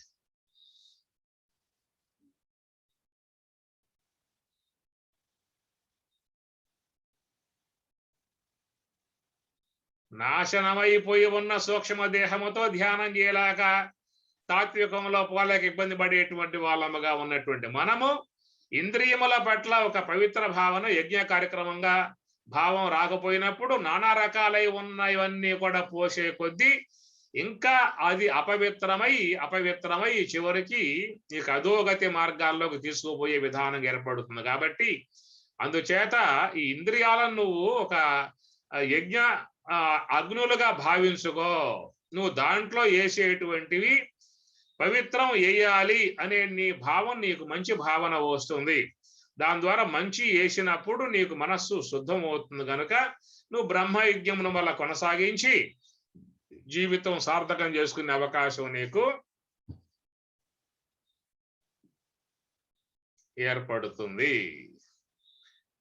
ఇది దాంట్లో మనకు మౌలికంగా ఉన్నటువంటి లోన అంతర్గతంగా చేరి ఉన్నటువంటి అంశములు. మనం చూస్తే శ్లోకాలు కనబడతాయి పైకి, కానీ లోపల ఏ యొక్క భావనతో ఏ ఉద్దేశంతో ఆయన ఆ పదాలు వాడటం జరిగిందనే విషయం చూసినట్లయితే దానివల్ల ఏమవుతుందని చెప్పని మనం మంచినే సాత్వికమునే వింటాము, సాత్వికమునే నోటి ద్వారా తీసుకుంటాము, సాత్వికమునే దర్శిస్తాము. ఇట్లా సాత్వికమునే తీసుకున్నప్పుడు నీ సూక్ష్మదేహం పవిత్రమవుతుంది. దాని ద్వారా జీవితం కూడా సుఖమయమయ్యే అవకాశం ఏర్పడుతుంది. కాబట్టి ఈ కోణములో అన్యే మరికొందరు, సర్వే అని చెప్పి అనలేక్కడ, అన్యే మరికొందరైతే శబ్దాదీన్ విషయాన్ని అన్యే ఇంద్రియాగ్నిషు ఇంద్రియములనే అగ్నులుగా భావించి యజ్ఞహోత్రులుగా భావించి వాటి యందు విషయాలని, పవిత్రమైన విషయాలని, సాత్వికమైన విషయాలని, ఆధ్యాత్మిక సంబంధించిన విషయాలను మాత్రమే హోమం చేయటం కారణముగా వారు తిరిగి మరలా ధ్యాన మార్గంలో చక్కగా పయనించే అవకాశం వారికి ఏర్పడుతుంది. ఇట్లా అన్యే కొద్ది మంది ఈ ప్రకారంగా ఈ నియమాన్ని పాటించి వారి యొక్క జీవితం పావనం చేసుకుంటున్నారు అనే అంశంలో మనకు వచ్చే మాట. ఇంకా ముందు కిందకు పోయి శ్లోకాలు మొత్తం 10 ఇచ్చారు. ఇక్కడ ఒక విషయం వచ్చింది కాబట్టి విషయములను ఇంద్రియాగ్నులయందు హోమం చేయటం అనే విషయం ఏమిటి? అట్లాగా చేసినట్లయితే హోమం అయ్యేట్లయితే మేమంతా కూడా విషయాలని అట్లా హోమం చేస్తున్నాం కదా, మేమే కాదు లోకమంతా పని చేస్తూనే ఉన్నది కదా, ఇట్లా అందరూ యజ్ఞకర్తలేనా అనేటువంటి ఒక ఊహ వచ్చే అవకాశం ఏర్పడుతుంది. కాబట్టి దీంట్లో కొంచెం గ్రహించాల్సిన అంశం లోతుకు పోతే తప్ప అర్థమయ్యే విషయం కాదు అన్నమాట. ఓం సహనా భవతు సహనౌ భునక్తు సహ వీర్యం కరవావహై తేజస్వినావధీతమస్తు మా విద్విషావహై. ఓం శాంతి శాంతి శాంతి. హరి ఓం తత్సతు. శ్రీ గురుభ్యో నమః. హరి ఓం.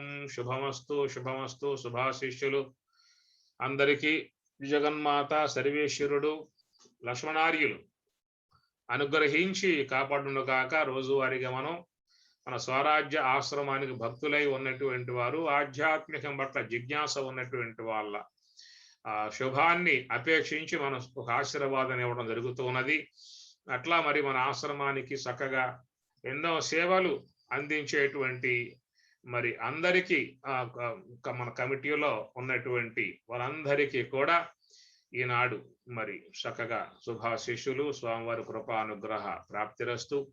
ఎక్కువగా మనకి ఈ ఆశ్రమంలో అన్ని సేవలు అందించే విధానంలో చూసినట్లయితే మన శంకరయ్య గారు మనం ఉన్నా లేకపోయినా ఎంతో శ్రద్ధగా భక్తిగా గురుసేవగా, ఆరోగ్యం కొరత ఉన్నప్పటికి కూడా గురుసేవ కంటే మించిందా అనే భావనగా ఆయన గారు మంచి సేవ చేస్తున్నారు. ఆశ్రమానికి గొప్ప సేవలు అందిస్తూ ఉన్నారు. కాబట్టి వారికి, వారి కుటుంబ సభ్యులకు, అమ్మగారికి అందరికీ కూడా సంపూర్ణ ఆయుష్ ఆరోగ్యము ప్రాప్తిరస్తు. లక్ష్మణార్యుల సర్వేశ్వరుని జగన్మాత కృపానుగ్రహ ప్రాప్తిరస్తు. వారికి కూడా సంపూర్ణ ఆరోగ్య ప్రాప్తిరస్తు. శంకరయ్య గారు చాలా గొప్ప సేవా విధానము కాబట్టి వారు ఎల్లప్పుడూ కూడా సంపూర్ణ ఆరోగ్యముగా ఆనందముగా ఉండాలని చెప్పని ఆశీర్వదిస్తూ స్వామివారి అనుగ్రహం పుష్కలంగా కలిగి చక్కగా వారిని ఆరాధించాలని అనుగ్రహిస్తూ కోరుకుంటూ అందరికీ కూడా ఆయుష్యమస్తు ఆరోగ్యమస్తు. కుటుంబ సభ్యులందరికీ శుభమస్తు. ఈనాటి సత్సంగ పుణ్య విశేషం వారి కుటుంబాన్ని ఎప్పుడు కూడా కాపాడుతూ రక్షిస్తూ కాపాడుతూ ఉండుగాక అని చెప్పని కోరుకుంటూ ఓం పూర్ణమదః పూర్ణమిదం పూర్ణాత్ పూర్ణముదచ్యతే పూర్ణస్య పూర్ణమాదాయ పూర్ణమేవావశిష్యతే. ఓం శాంతి శాంతి శాంతి. హరి ఓం తత్సతు. శ్రీ గురుభ్యో నమః. హరి ఓం.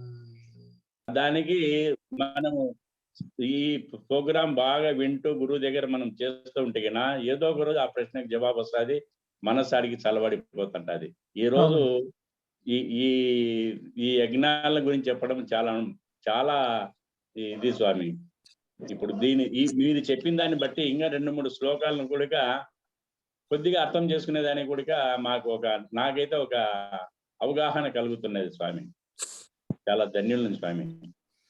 ఇప్పుడు ఎట్లాంటి విధానం అని చెప్పనంటే, గుడిలో ఉన్నది రాయి అనుకున్నాం అనుకో, ఆడుండే వ్యవహారం వేరు. గుడిలో ఉన్నది దేవుడు అని చెప్పి అనుకున్నాం అనుకో, అక్కడ ఉండే వాడి ప్రవర్తన వాడి భావన వేరు. ఇదే స్వామి అయ్యప్ప స్వామికి పోయేటప్పుడు ఉన్న భక్తి ఎటువంటి భక్తి అంటే ఆ చలనీళ్ళలో మునుగుతూ ఆ బట్టలు కట్టుకుంటూ ఆ యొక్క స్వామిని నామస్మరణ చేస్తూ ఆ కొండ ఎక్కేటప్పుడు ఉంటుంది చూడండి, అది ఎంత ఉంటదని చెప్పేసి ఆ దేవుని పైన భారం వేసేసి అంత పోతుంటాం. ఆ భావన దేవుడు ఉన్నాడు అని చెప్పేసి అని ఆ భావనతోనే ఎక్కుతుంటాం కొండను కూడా. అదే భావన ఇది రాంగా కొద్దిగా దానికి దూరం అయిపోతున్నాం స్వామి. అది అట్లాంటి విధానంగా నీ సన్నిహితంగా ఉన్నటువంటి అంశములు కాబట్టి నువ్వు ఎప్పుడు కూడా వీటి పట్ల ఒక యజ్ఞ భావన కలిగి ఉండు. ఇంద్రియాలుగా కాకుండా అగ్నులుగా నువ్వు భావించినప్పుడు, హోమగుండంగా భావించినప్పుడు దాంట్లో వేసేటువంటివి లోన ఉన్నటువంటి వాడితో సంబంధం పడినటువంటివి కాబట్టి వాడిని ఉద్ధారకం చేసేవి అవుతాయి.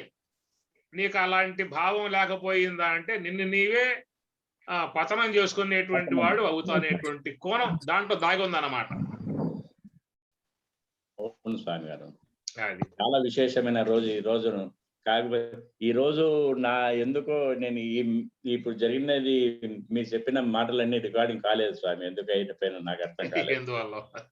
ఎందువల్ల ఏందో అది ఈ సెల్ ఏం ప్రాబ్లం వచ్చి ఆగిపోయిందో నేను చూసుకోలేదు. ఇందులో పడిపోయి అసలు దాని వైపే చూడలేదు నేను. అది చివరిలో చూస్తే గినా కనీసం 11 నిమిషాలు దాంట్లో ఆగింది స్వామి. ఎవరన్నా చేసి ఉంటే పంపిస్తే గినా బాగా శ్రద్ధగా వినొచ్చు, బాగుంటుంది.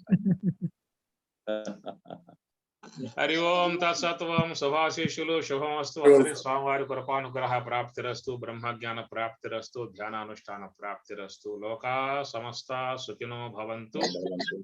స్వామి నమస్కారం స్వామి. ఓం తత్సత్. ఓం తత్సత్. ఓం నమస్కారం స్వామి. రాజేశ్వరి ఆలస్యంగా వచ్చావు? లేదు స్వామి, 6 గంటలకు వచ్చినాను. 5:50 ముందే వచ్చావా?